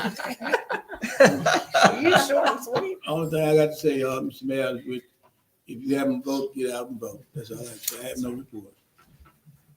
All right. Thank you so much. And now, Alderwoman Smith, you're recognized. Y'all had to wait a minute. I'm sorry. Come on up, Chief. And Miss Addie Stover, please come ahead. And then you said, yes, Melvin's here. Thank you. Good. Chief Melvin Davis, welcome. Yeah, they have some information on grants that we would love to hear. Good morning, Mayor and Board. Good morning. Well, afternoon. I have with us Chief Melvin Davis of Natchez Adams School District. I have also our grant writer, Miss Addie Stover. This morning, she received the email and she drove here because we wanted to present it to the board. We actually got the award letter for the grants, and we have 2 grants that we need the board to approve for us to move forward with. She was able to come in this morning and tell us about the COPS grant, which is going to allow us to hire 7 police officers, and it's going to pay their full salary for 7 years. Some of those officers are going to go into the school district because of the Chief Davis is only allowed to hire SSOs, which means school safety officers. This grant is going to allow us to hire police officers, and they will be school resource officers. And we'll also be able to hire officers on top of that to work the streets. So the total number of officers that we're able to hire is going to be a total of 7. And that grant was $1.1 million and some change. And our match, because I know, $1.2 million. The 75% of that is $768,319, and the 25% match is $256,105.73. Now, Chief, she drove all the way down here. You got to let her talk. Yeah, she got some more to tell you. Good deal. That is fabulous news. Well, I guess it's afternoon. Thank you so very much. Let me just say thank you for the opportunity to serve the city of Natchez and all of the citizens of Natchez. It's certainly my pleasure to work with this administration. What we do is not possible without all of you. I would also like to take just a moment and thank the collaboration of Mr. James Johnston. James can attest, and I'm sure you're very familiar with what has to happen in order for a grant to be prepared and planned and submitted. And for you to be successful in these efforts, it takes a team. And I couldn't do it without anyone in this room or anybody that is working on behalf of the city, and certainly with the leadership of Chief Daughtry, who is a visionary as it pertains to school districts and law enforcement, as well as community crime prevention programs. And so we have a very aggressive agenda. I think I said that when I came before you in the beginning by Chief's leadership. And so we have just begun. We've only begun this journey. We certainly want to improve with other crime prevention strategies and other efforts. And so we are writing constantly and having meetings. And so just last month was a meeting with the Department of Public Safety. You probably have seen an award for $100,000 from the Department of Safety for traffic-related patrol services. And so that grant is also now effective. Those strategies will be coming forward on behalf of the city of Natchez to improve traffic control. So traffic control, we also have a grant, of course, with the school districts. The COPS grant is going to be very significant in terms of reducing disciplinary infractions and other things that happen in and around the school and at school activities. And so, again, we have only just begun. The grants that we have received, we addressed this prior to in the previous presentation. Those grants do include certain management requirements, most of which is either day-to-day management or monthly management responsibilities for grants for both fiscal and programmatic reporting. And so we'll be working both with the administration and with Mr. Johnson on that, and the school district as well. And so, of course, it's also time for a renewal of the contract. So we would ask this administration to renew the existing contract for a term of 12 months that would be consistent with the grant that we have received from the Mississippi Department of Public Safety for traffic control services, and for the grant for the COPS hiring grant for the placement of school resource officers. First of all, we really appreciate you, Ms. Stover. Excellent job. And Chief, thank you for your leadership. And Officer Davis, so good to see you. Right now, we will entertain a motion to renew the contract with Ms. Addie Stover. As has been described. Alderwoman Smith has made the motion, and Alderwoman Irving has seconded that motion. Any discussion? This will be under the current terms for another year. We'll call for the question. Call. We will now proceed to a vote. All in favor of the motion indicate by saying aye. Aye. All opposed, nay. The ayes have it. Motion carries. Thank you. Next item, yes. Yes. The other item that we would request approval and acceptance of grant award. Put my glasses back on. PT 2023-PT-22-31 with the Mississippi Department of Public Safety for police traffic services in the amount of $100,000 for a term of 12 months. I believe we've already accepted that award. Okay. Yeah, we've already accepted that. It was announced in July. Yes. And yes, and as far as I understand, those part-time officers have already been hired and are working. No, they're working overtime. They're working overtime? Yes. Okay. It pays overtime. No It match. pays overtime. Okay. I know we have some part-time working, but this one is the 100% grant we announced at the State of the City address in July. So, and the board has already accepted that grant. Okay. The second grant, Mayor and Board, is the request to approve and accept grant award number grant 13652344 for the 2022 COPS hiring program in the amount of the federal funding amount of $786,319. That is actually a 36-month grant where you're receiving federal funds. There is a 2-month grant period in addition to the 36 months of federal funding for a period of 60 months. And so we would ask at this time that you approve and accept the Now, grant. is there a match on that grant? There is. Because, we have not discussed these matches. Right. Which are about And we've got to discuss that and make sure we identify our funding sources of those matches. And the match for that, Mayor, that's what we're talking about. How much is the total grant again? The total grant or what we're paying? I mean, what the federal 36-month grant. The $768,319. $768. The federal share. The federal that's share. The federal share. The match is $256,105.73. That once we get in with the school district, or we're going to meet with them. We got to accept it for them to accept. This We're is, gonna I'm a little confused. I'm sorry. I haven't recognized the Alderwoman Irving. I need to ask this question. 36-month grant, but then we have a 7-year grant. Are we talking about two different grants? It's actually 5 years. There are 36 months of federal funding.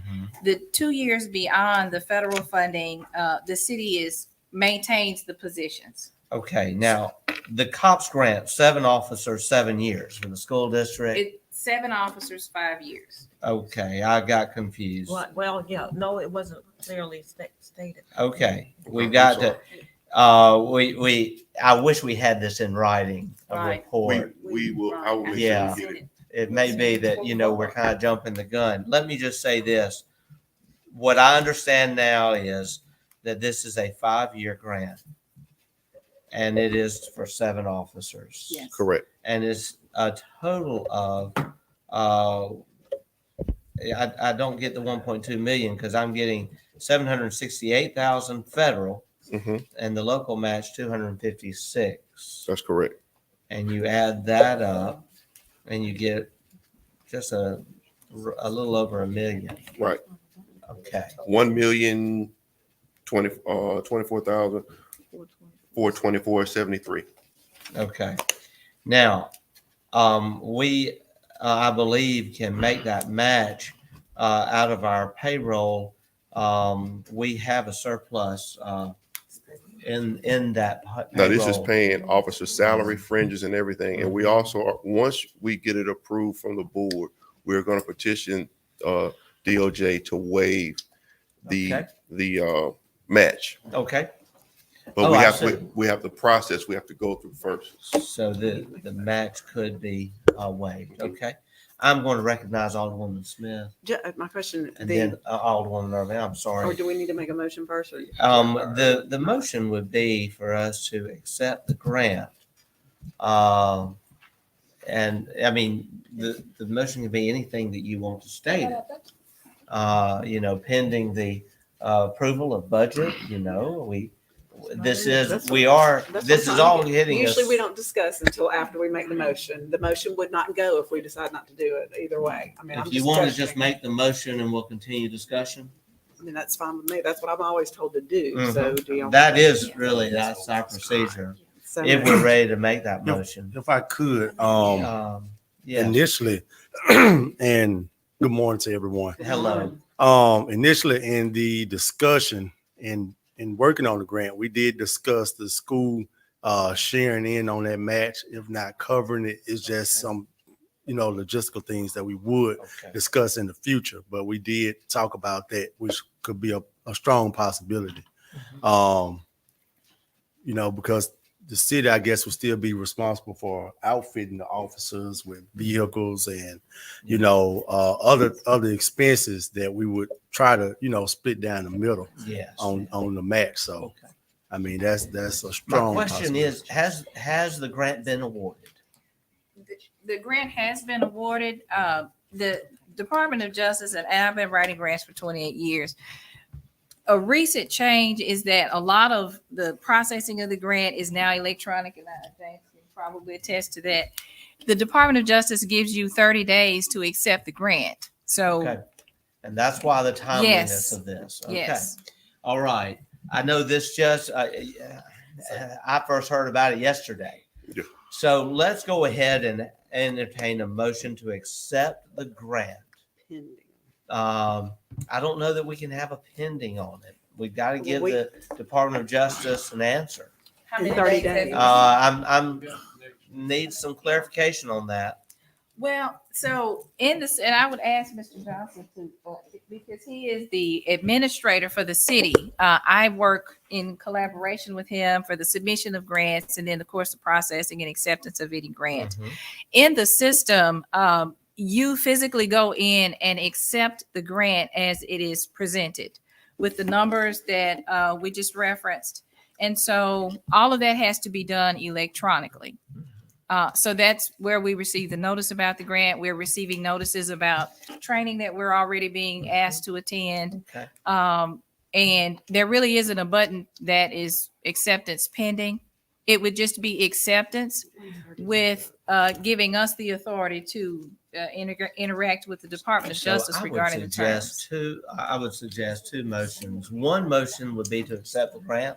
The second motion would be to enter in a discussion with the school board on how to make this match. And Brian, and also, but this is the thing, if the grant comes to the city, then how can a separate entity that would have to require an interlocal agreement? Right. So we would set up an MOU with the city, between the city and the school district. And it's something we already have kind of with the county. So it's something that we could do, get the attorneys on board and work out everything that we need to work out. So we all on the same, page. All right. Let me just say this. Everyone's witnessing this just as we are. I just heard about this yesterday. Time is of essence. I think we have figured this out. I will entertain a motion at this time to accept the grant. Please talk to the city attorney. And then we will talk about the interlocal agreement. We will then. Refer to the attorney. All right, Mr. Attorney, you make the call. I don't mean to be a party pooper. That's fine. Never. Y'all got news of this, yesterday? Yes. Not 30 days. We got 30 days to answer it.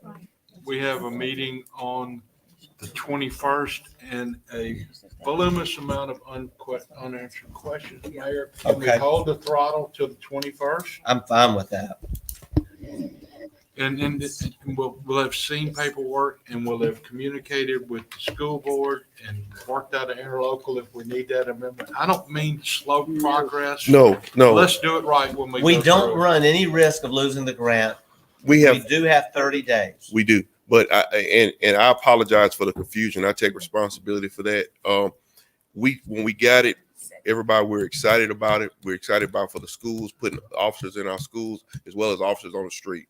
And we wanted to make sure that we jump on this before everybody else start jumping on it and making sure that all our ducks are, because we know we're going to have some table discussions with your attorney and the school board attorney as well. So that's fine. We can have everything that the board needs. We can have a copy of the grant. I can make sure that every alderman gets a copy of it, and they can see where it comes from and everything else that we have in play. Are we gonna have a motion before we continue discussions?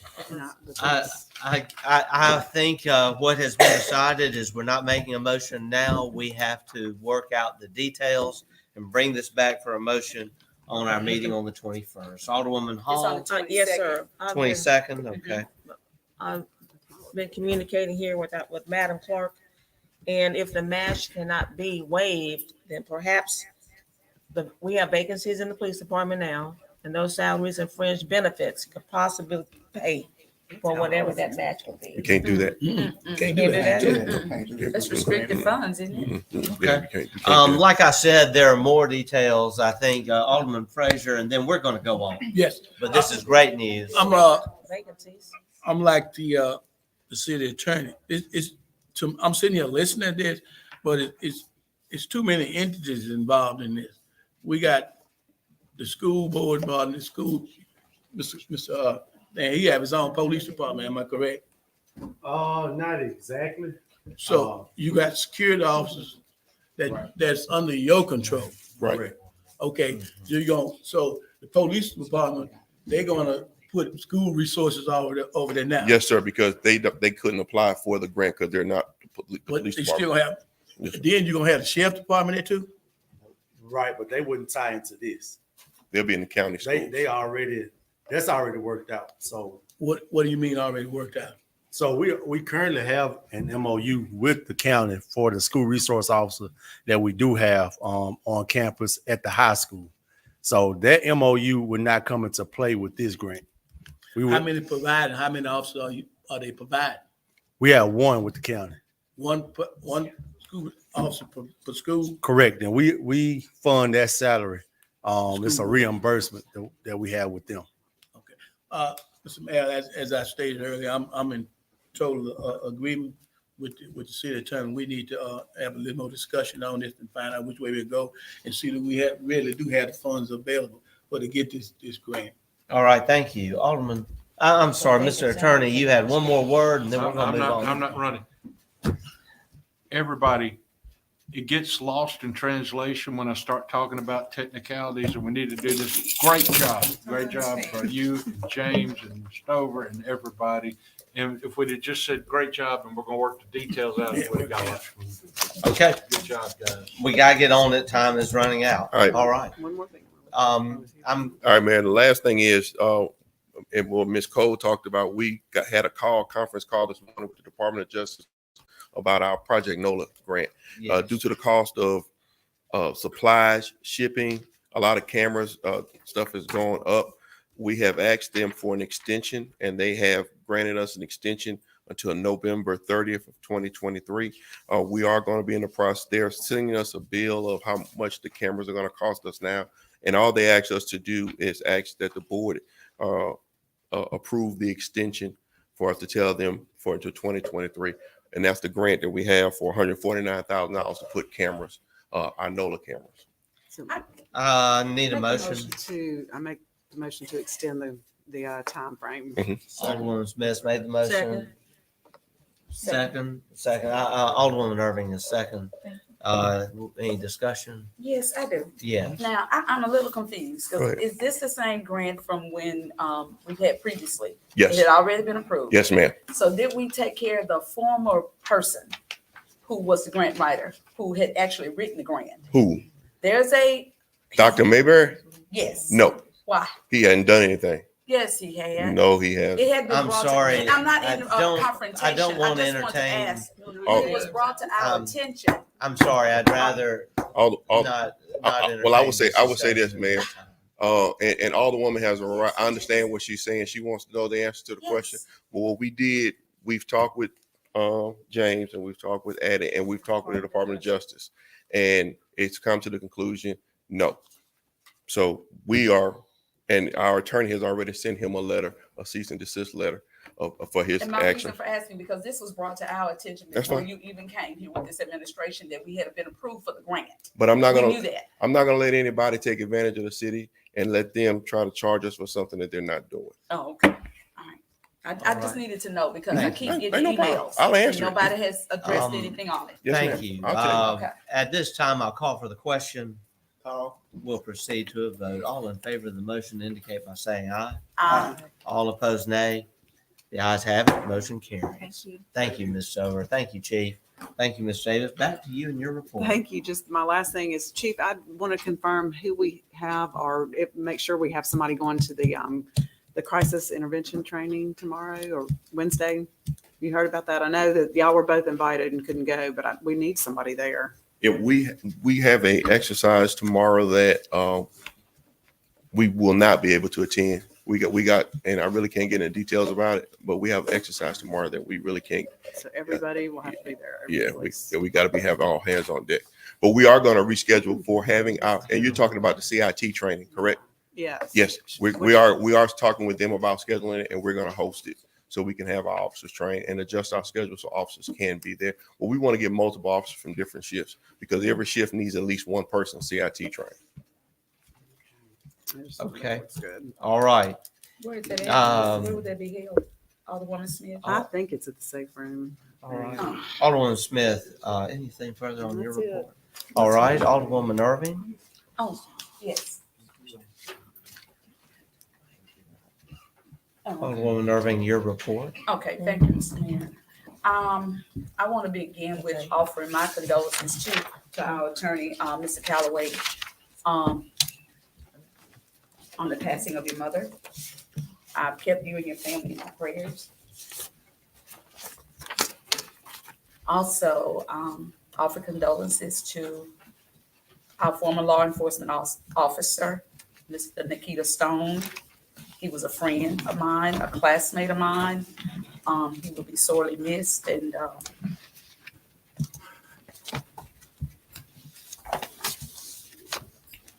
I just want to say that we're keeping his family in prayers as well.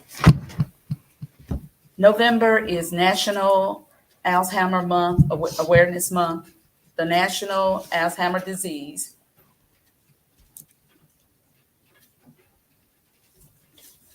Awareness Month shines a spotlight on the most form of dementia.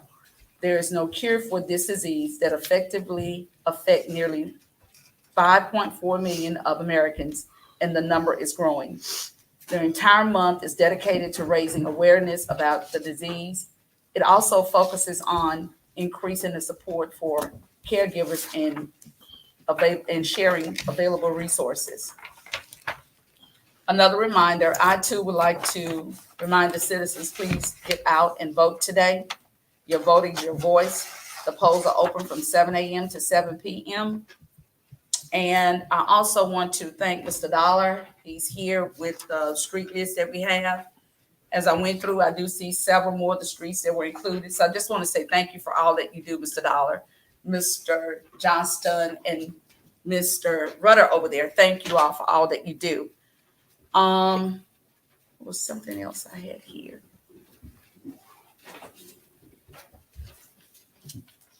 And that ends my report, Mayor. Thank you so much, Alderwoman. Next report, Alderman Davis. I also want to give my condolences to the attorney, Mr. Calloway.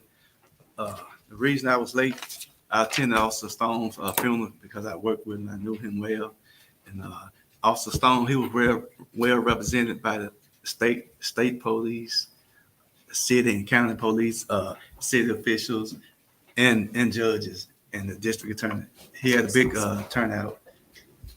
And also want to tell everybody to get out and vote. That ends my report. Thank you so much, Alderman Davis. Alderman Dillard, your report. Yes, sir. Thank you, Mr. Mayor. What I'd like to report on is that the work that was going on at the historic Auburn in Duncan Park, we finished the removal of the overgrowth vegetation and the clearing of undesirable trees and trash trees out from under there. However, we are, by uncovering, we have found the need to remove dead trees and damaged trees due to previous storm damages, that we're going to be proceeding with that and with Mr. Dollar. Hopefully we will be able to also do some grassing. We've been, with the clearing of it, there was some disturbance of the soils and an erosion, but it's a natural path of the lay of the land. And so we're hoping to get some winter grasses. So, Mr. Mayor, I'll be coordinating that with Mr. Dollar and with the contractor and bringing that information back to the board. Thank I you. appreciate that. Thank you.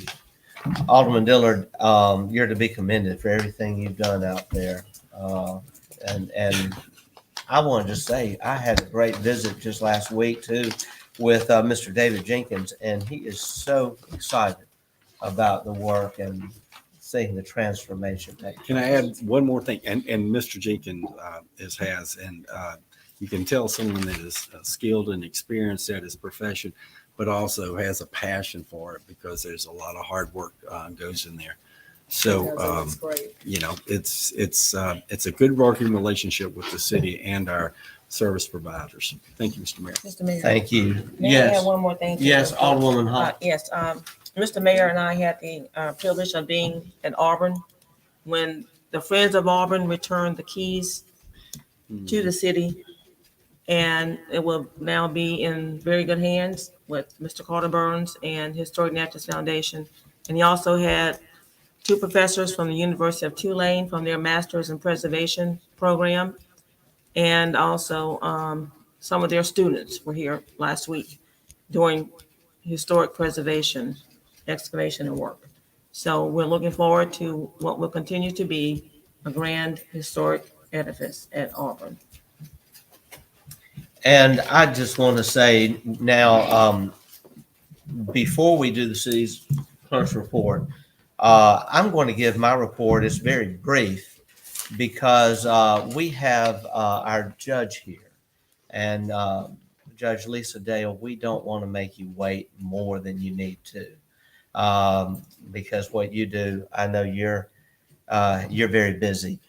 So if that's all right, we're going to go ahead and dispense with my report very quickly. We had a meeting at City Hall yesterday pertaining to engineering services needed for the North Bluff Park project being funded under our bond. And this is for utility improvements, mainly electrical improvements. We would like to approve a contract. A quote has been presented. Do we have that? I was asked to put this on the agenda last minute and get this approved. Do we have that contract? Okay, Mr. Dollar, thank you. Contract you're speaking of course, and I've emailed that to you and for the city attorney for their review. But to kind of, I guess, go into a little more detail about what the mayor's speaking of, and this is for the electrical infrastructure on the bluff, something we've talked about and kind of has been worked off and on for the last several years to provide the electrical infrastructure and water needs that are needed on the north end of the bluff to accommodate the large events that have taken place there over the last several years. With that, I was several months ago formed a small committee and kind of worked on exactly what all was needed to put together kind of for those events, what we would be needing to be able to move forward to accommodate those. In doing that, we got to that point and laid it all out, kind of did a temporary type design. From there, worked with Energy on their infrastructure, what infrastructure upgrades there would be needed on their side. Once we got to that point, I reached out to Salas O'Brien Engineering, and they have provided a proposal back to do the design services for the electrical infrastructure based on the sketches that we provided them and the needs that are needed at that particular location. Okay. And so that's the contract, or proposal, I should say, that you speak of here. Yeah, and that contract is in the amount of 10,500. 10,500, and that will take care of the design of the project. Yeah, that will include the design, the bidding phase, bring a recommendation back to you all, pre-construction meetings, the inspection, and closeout. And how was Silas O'Brien selected? Got in touch with a local architect that had worked with this, and they're doing some other projects for us locally, and they were highly recommended. So I reached out to them. All right. And were there any other proposals? I do not have any. Okay. All right. Mr. Attorney, is this something we can approve? Y'all can approve if you want to, as long as you let me look over it again and give me time, knowing the problems I've had, to make sure there's no illegal indemnity or Yes. Pending the clauses attorney in there that we could. There's a contract for professional services. Yes. Mr. Mayor, I make a motion. I will entertain a motion. Mr. Mayor, I move that. Motion made by Alderman Dillard Second. and seconded by Alderwoman Hall. Discussion. Pending the Pending the approval of the attorney. Pending the attorney's review. Any other discussion? All right, we'll call for the question. Second. We'll proceed to a vote. All in favor of the motion indicate by saying aye. Aye. All opposed, nay. The ayes have it, motion carries. Thank you, Mr. Dollar, for your help on that. Other just updates, I want to let you know. I do want to prepare you that we will be meeting very likely soon in executive session, likely at our next meeting, with the Historic Natchez Foundation to discuss a contract pertaining to Auburn. This will be a contractual discussion, and it will be pending their bringing a proposal to the city. I believe there are some aspects of this discussion that involve some matters that are sensitive, and so we'll have that discussion at the next meeting. I just want to make you aware of that because we have let the Historic Natchez Foundation know that per the motion made at our last meeting, we can't go forward with any actual agreement until that agreement is agreed to between this board and the foundation. But the foundation is helping with inventory, with documentation of the building, the history, and we do thank the Two-Lane Masters program for their help on that. So I just wanted to give that update, and it is our hope that Auburn will again be open soon for the public to enjoy. And we do thank the Friends of Auburn for all they've done. I want to remind everyone that the Chamber Gala is this evening, and the city does have a table. And right now, I don't know that we've had any of our aldermen, alderwomen to respond except for Alderman Davis. But we would like to have a good showing at the Chamber Gala. It's at 6 p.m. this evening at the Convention Center. Also, I want to thank Nifa Hardy for all of her hard work, and the men and women, young men and women of the Mayor's Youth Council for gathering and donating over 500 cans of food to the stew pot yesterday. And we really appreciate what they've done. I also want to mention that we are getting close to having the drainage study done that Alderwoman Hall referenced, and going to the next step, which is to secure funding from federal and state partners. Mr. Johnson's been working on this and working also with our engineers on that particular project, A&M and Jared Monso, and we look forward to having that wrapped up very soon. I also want to express our condolences to the family of former MDOT Commissioner Dick Hall. And I had the pleasure of attending that service yesterday. Commissioner Hall had been in state government since the 1980s. Actually, he is someone I had known since I was in college when he was state representative and representing a portion of the area of Jackson where I was from. He was the longest serving Department of Transportation commissioner, as I understand, in our state's recent past. So we do thank his family and friends for all that they have done over the years.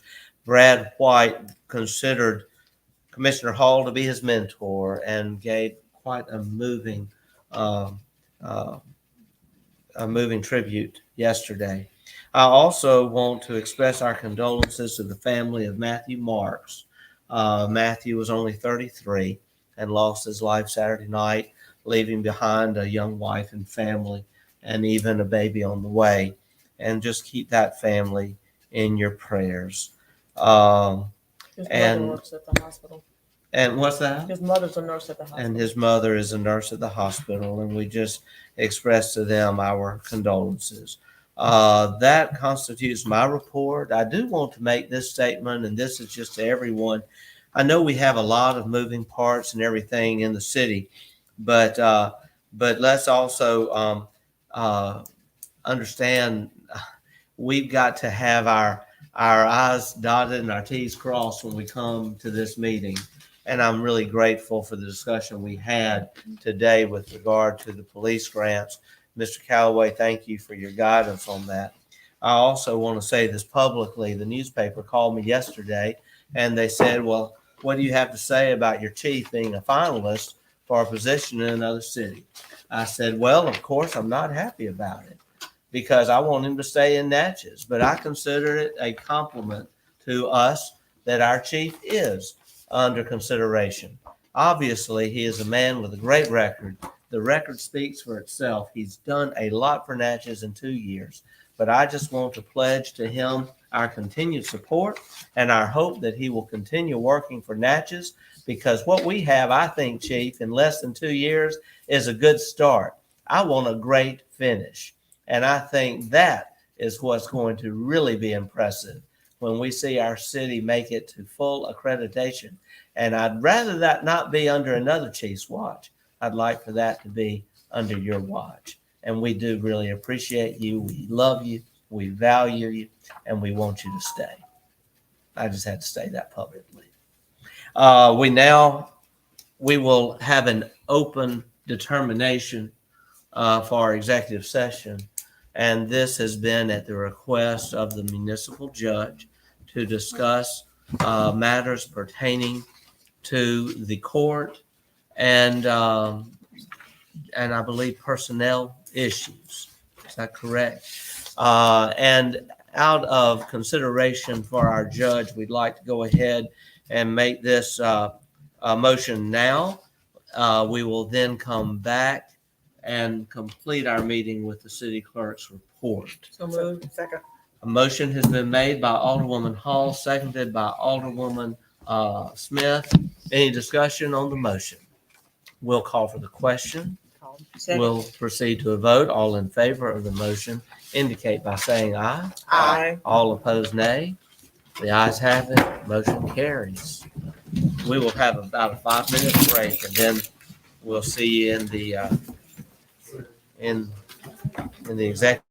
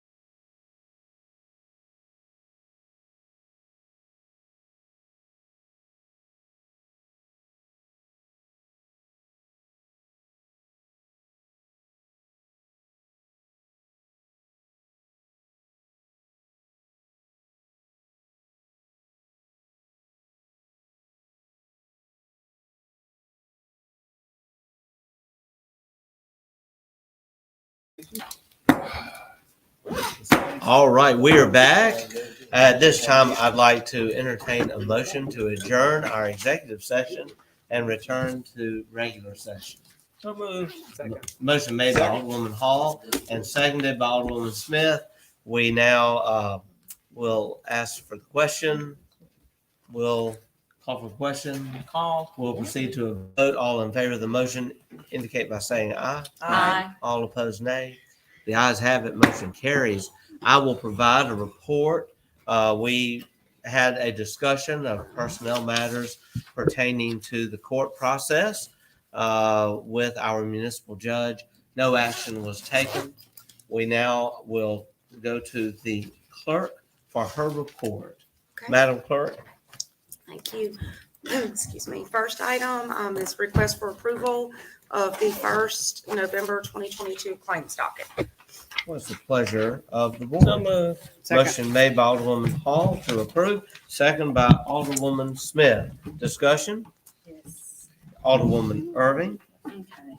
And I'm asking, got a few questions.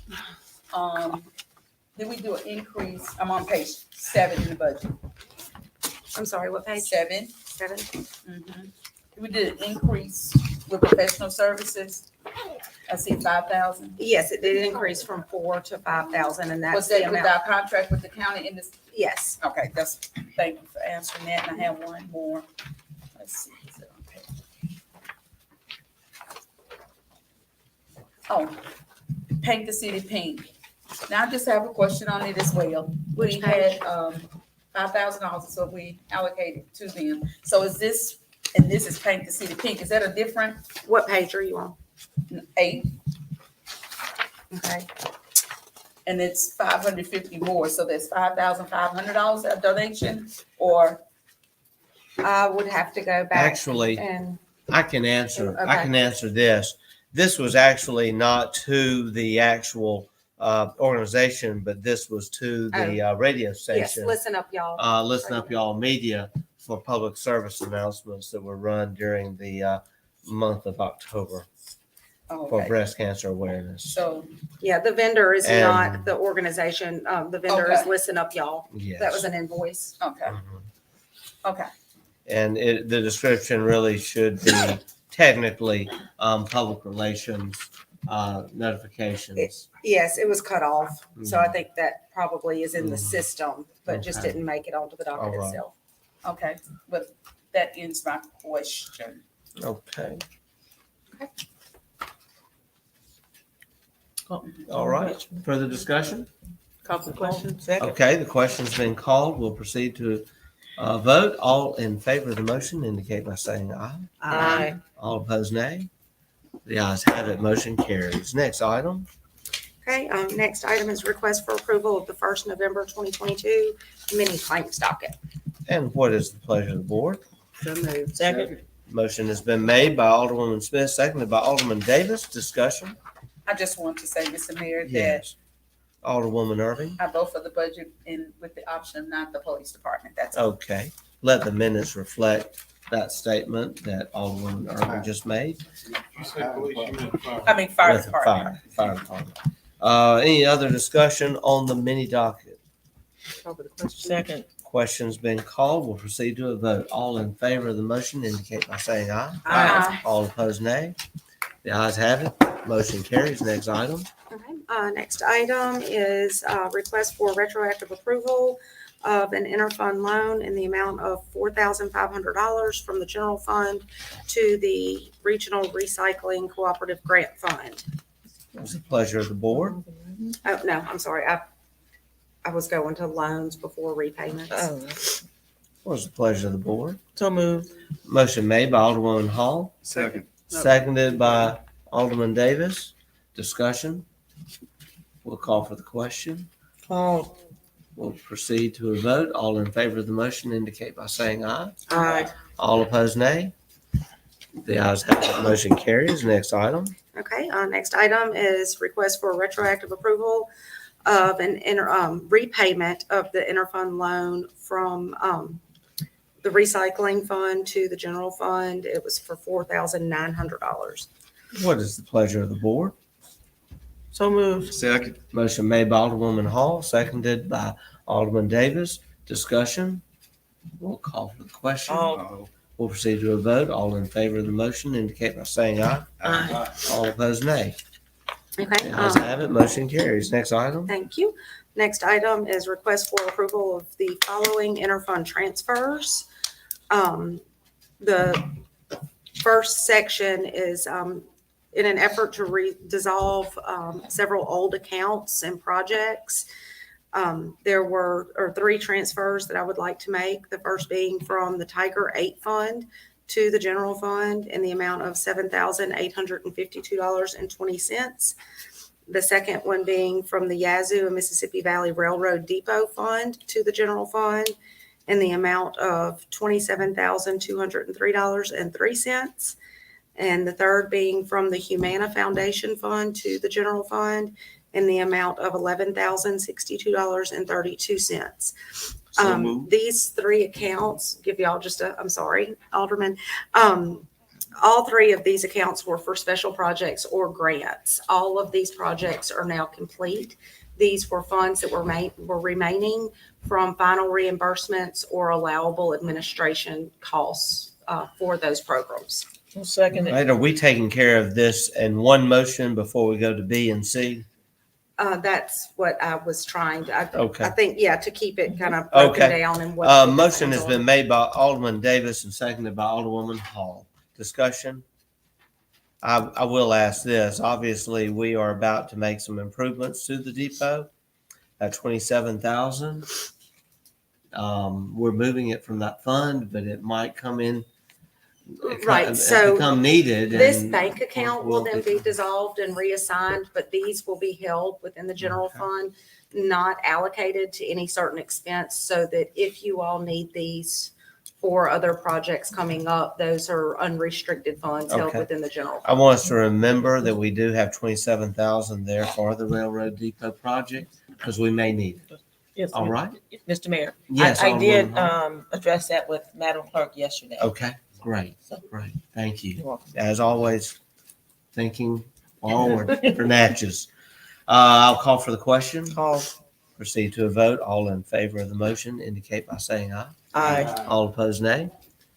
Ayes have it. Motion carries. Next item. Okay, the next interfund transfer would be in the amount of $3,000 from the general fund to the recycling grant fund. And this would be to help cover miscellaneous fiscal year 23 expenses, including the contract that you all extended for the coordinator. So moved. Motion made by Alderwoman Hall, seconded by Alderman Davis. Discussion?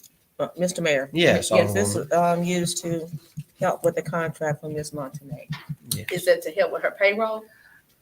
Well, yes, I mean, she's under a contract that we pay monthly. Historically, the city has paid nothing towards that contract. It was 100% covered by the grant.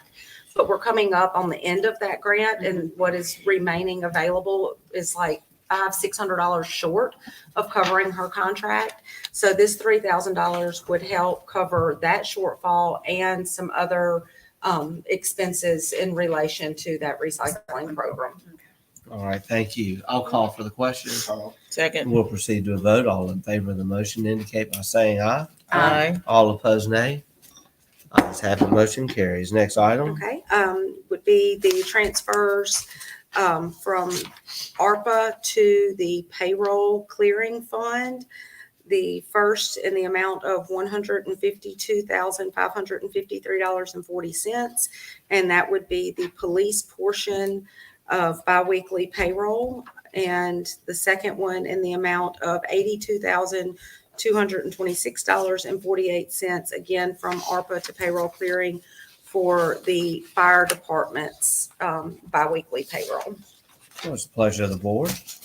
Second. Motion made by Alderman Davis, seconded by Alderwoman Hall. Discussion? Yes. Alderwoman Irving. Okay. And I just want clarity because I do see this in the budget. So, and I just want to ask, and I guess it's I'm thinking of two different sets of monies. This is from the actual opera fund. Okay, versus us having received the funding for, what was that, for the pay? This has nothing to do with that Okay. grant. All right, that's what I want to ask. Okay. Okay. Thank you. You're welcome. Further discussion? We'll proceed to a vote. Call the Call for question. question. All right, now we'll take a vote. All in favor of the motion indicate by saying aye. Aye. All opposed, nay. The ayes have it. Motion carries. Next item. Okay, next item I have is request for approval to reassign or rename, if you will, the following bank accounts. The first bank account being the Tiger 8 account, which would be, all three of these would be dissolved as far as, with making those transfers you just approved. So reassigning the Tiger 8 account, which would become the 2021 Recreation Go Bond account. The second being the Yazoo and Mississippi Valley Railroad Depot account, and would rename it to become the 2022 Capital Improvement Bond account. Excuse me. The third being the Humana Foundation account, and that one would become the 2022 Road Bond account. And that is in an effort to not commingle all of these bond proceeds, which are all currently held different funds, but same bank account. So moved. All right, motion made by Alderwoman Smith, seconded by Alderman Davis. Mr. Mayor, yes, yes, I'm gonna Alderman ask Hall. Madam Clerk to explain to the board the way she explained it to me regarding the Yazoo and Mississippi Valley Railroad Depot account Yes. becoming the 2022 Capital Improvement Bonds Okay. account, because that depot is not included in that capital bond. Right. So the capital improvements bond, we had several different projects that were being covered under that bond. And the depot was not part of that. Okay. This depot account, bank account that we're dissolving, was a grant that was done back, I believe, and it was completed in 2015 or 2016. And I hate that James is not here. He was here and could have answered, more in detail questions. So now that that grant and that project is completed, that balance that was left there for final reimbursements, administrative costs, that sort of thing, that is the money that we will transfer and hold within the general fund, so that when the depot project comes up in the future, you all will have that can help cover some of those expenses. That's correct. But it would not be covered under this capital improvement bond. Understand. All right, thank you. Mayor, Yes, Alderman Dillard. just a curious question of renaming accounts. Is it not possible to close an account and open an account, or is there a fee associated? There's with no some fee reason? associated. It's just a lot more work and paperwork and effort and resolutions and on and on. And so I've discussed with the bank the best way. And so if we need 3 bank accounts for these bonds, and we have 3 bank accounts that we no longer need, this process, it's really nicknames that the bank has associated with these accounts. All of these accounts belong to the city. We can use them for whatever we want. We're just renaming them for the sake of tracking them on our online banking, pretty much. I mean, I understand that, and I ran across this, a different thing that makes sense. Cities from time to time rename streets, and somewhere along the line, 20 years down the road, you start looking for someone on North Union, to only find out that there was another name in it. And I'm kind of curious about accounts. I don't really have any problem with it because those projects are completed, but it just seems to be a little odd. So- I'm happy with it though, and no more further discussion. We're not reassigning fund numbers. So that's the important thing to remember, is within our finance software, all of these funds for these different projects are still there with all of the backup documentation. And then you will be able to clearly follow on bank reconciliations and so forth, where those final monies were transferred out before any of the bond monies were transferred in. All right. Thank you, Mr. Mayor. I'll call for the question. Proceed to a vote. All in favor of the motion indicate by saying aye. Aye. All opposed, nay. Ayes have it. Motion carries. Next item. Next item is request for an authorization to cash out the swim account CD, which is held at Home Bank. The full amount of that CD at this time is $11,939.83. If we were to cash that out now, there would be a $119.39 penalty. which would bring it to $11,820.44 that we would actually receive from that CD. And the request would be to deposit these funds into the 113 Senior Center account and fund to provide additional funds for repairs to the pool at the Senior Center. And just a little background, the original $10,500 that was used to open this CD in 2004, those funds were actually private donations that were made in an effort to help maintain the swimming pool at the Senior Center. So they're now requesting to cash this out to have those funds readily available to start making some repairs. All right, pleasure of the board. So moved. Second. Motion made by Alderwoman Irving and seconded by Alderman Davis. Discussion? Mr. Mayor, Yes. I think this Alderwoman. is an outstanding way to close obsolete accounts that are no longer needed by the city and to use them in a more appropriate way. It definitely is. It is. Thank you. I'll call for the question. Call. We'll proceed to a vote. All in favor of the motion indicate by saying aye. Aye. All opposed, nay. The ayes have it. Motion carries. Last item. Yes, Madam my final item is request for approval of the October 2022 hire and fire report. So moved. Second. Motion made by Alderwoman Hall, seconded by Alderwoman Smith. Discussion. Yes, Mr. Mayor. Yes, Alderman One Dillon. of the hires, is that our new entry hire rate? $17 is the new entry rate, Is that and that then works out to be- $17.50 when they complete the academy. I mean, it's on the report. I mean, I'm just saying that must be the math. that you Yes. did. If we hire them. I believe so. Rate that I totally referred. 43. Police officer, 43,789. That is the math. That sounds good.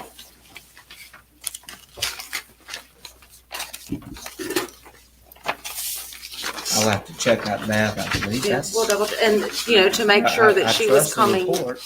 you know, that they're coming in as a new and not a returning or experienced would play into that as well. So that's a new I can double check to verify that it is, you know, a fresh incoming rookie officer. And they fall under different hours because they're shift work rather than your routine 8-hour, 9 to 5, 5 days a week. So I'll double check it for you. Thank you. I'll call for the question. So, We'll proceed to a vote. All in favor of the motion indicate by saying aye. Aye. Any nay? The ayes have it. Motion carries. All right, with, yes, yes. Alderman. I'd just like to make a general request that from your office, administrative office, to our personnel that when they're out for training, conferences, PTO, if they would please leave out of office replies on their email and their voicemail. Okay. And who to contact if they're out, because our business changes, but the people's out in the street doesn't. I'm getting complaints that people can't get people.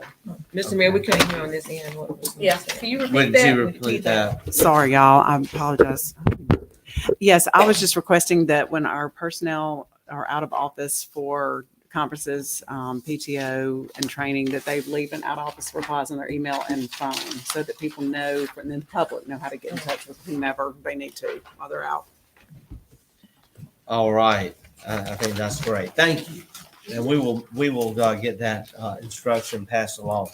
I want to say this before we adjourn. I would like to ask for this motion when we entertain the motion to adjourn, that motion be in honor of our veterans, being that Veterans Day is actually this week on the 11th. And I want to invite everyone to attend a veterans program at City Hall at 10 o'clock on Thursday, and where the Veterans Task Force is providing awards to 2 very deserving veterans. In addition to that, the Veterans Parade will be Friday at 4:30, meeting at Memorial Park and going down Main Street to the Bluff. There's also a Colin observance on Friday at 10 a.m. There in the General Assembly Room at Colin. And then there's also a flag retirement ceremony And I don't have the actual time of that, but I believe that is going to be on Saturday. And and all of this should be available on Facebook, on the website, or also in the local media. So with that said, freedom does not come free, and we definitely honor our veterans. So I'll ask now for that motion. Motion to adjourn? So moved. In honor of our veterans. Motion made by Alderwoman Irving, seconded by Alderman Davis. And I will call for the question. We'll proceed to a vote. All in favor of the motion indicate by saying aye. Aye. All opposed, nay. The ayes have it. Motion carries. We stand adjourned. Very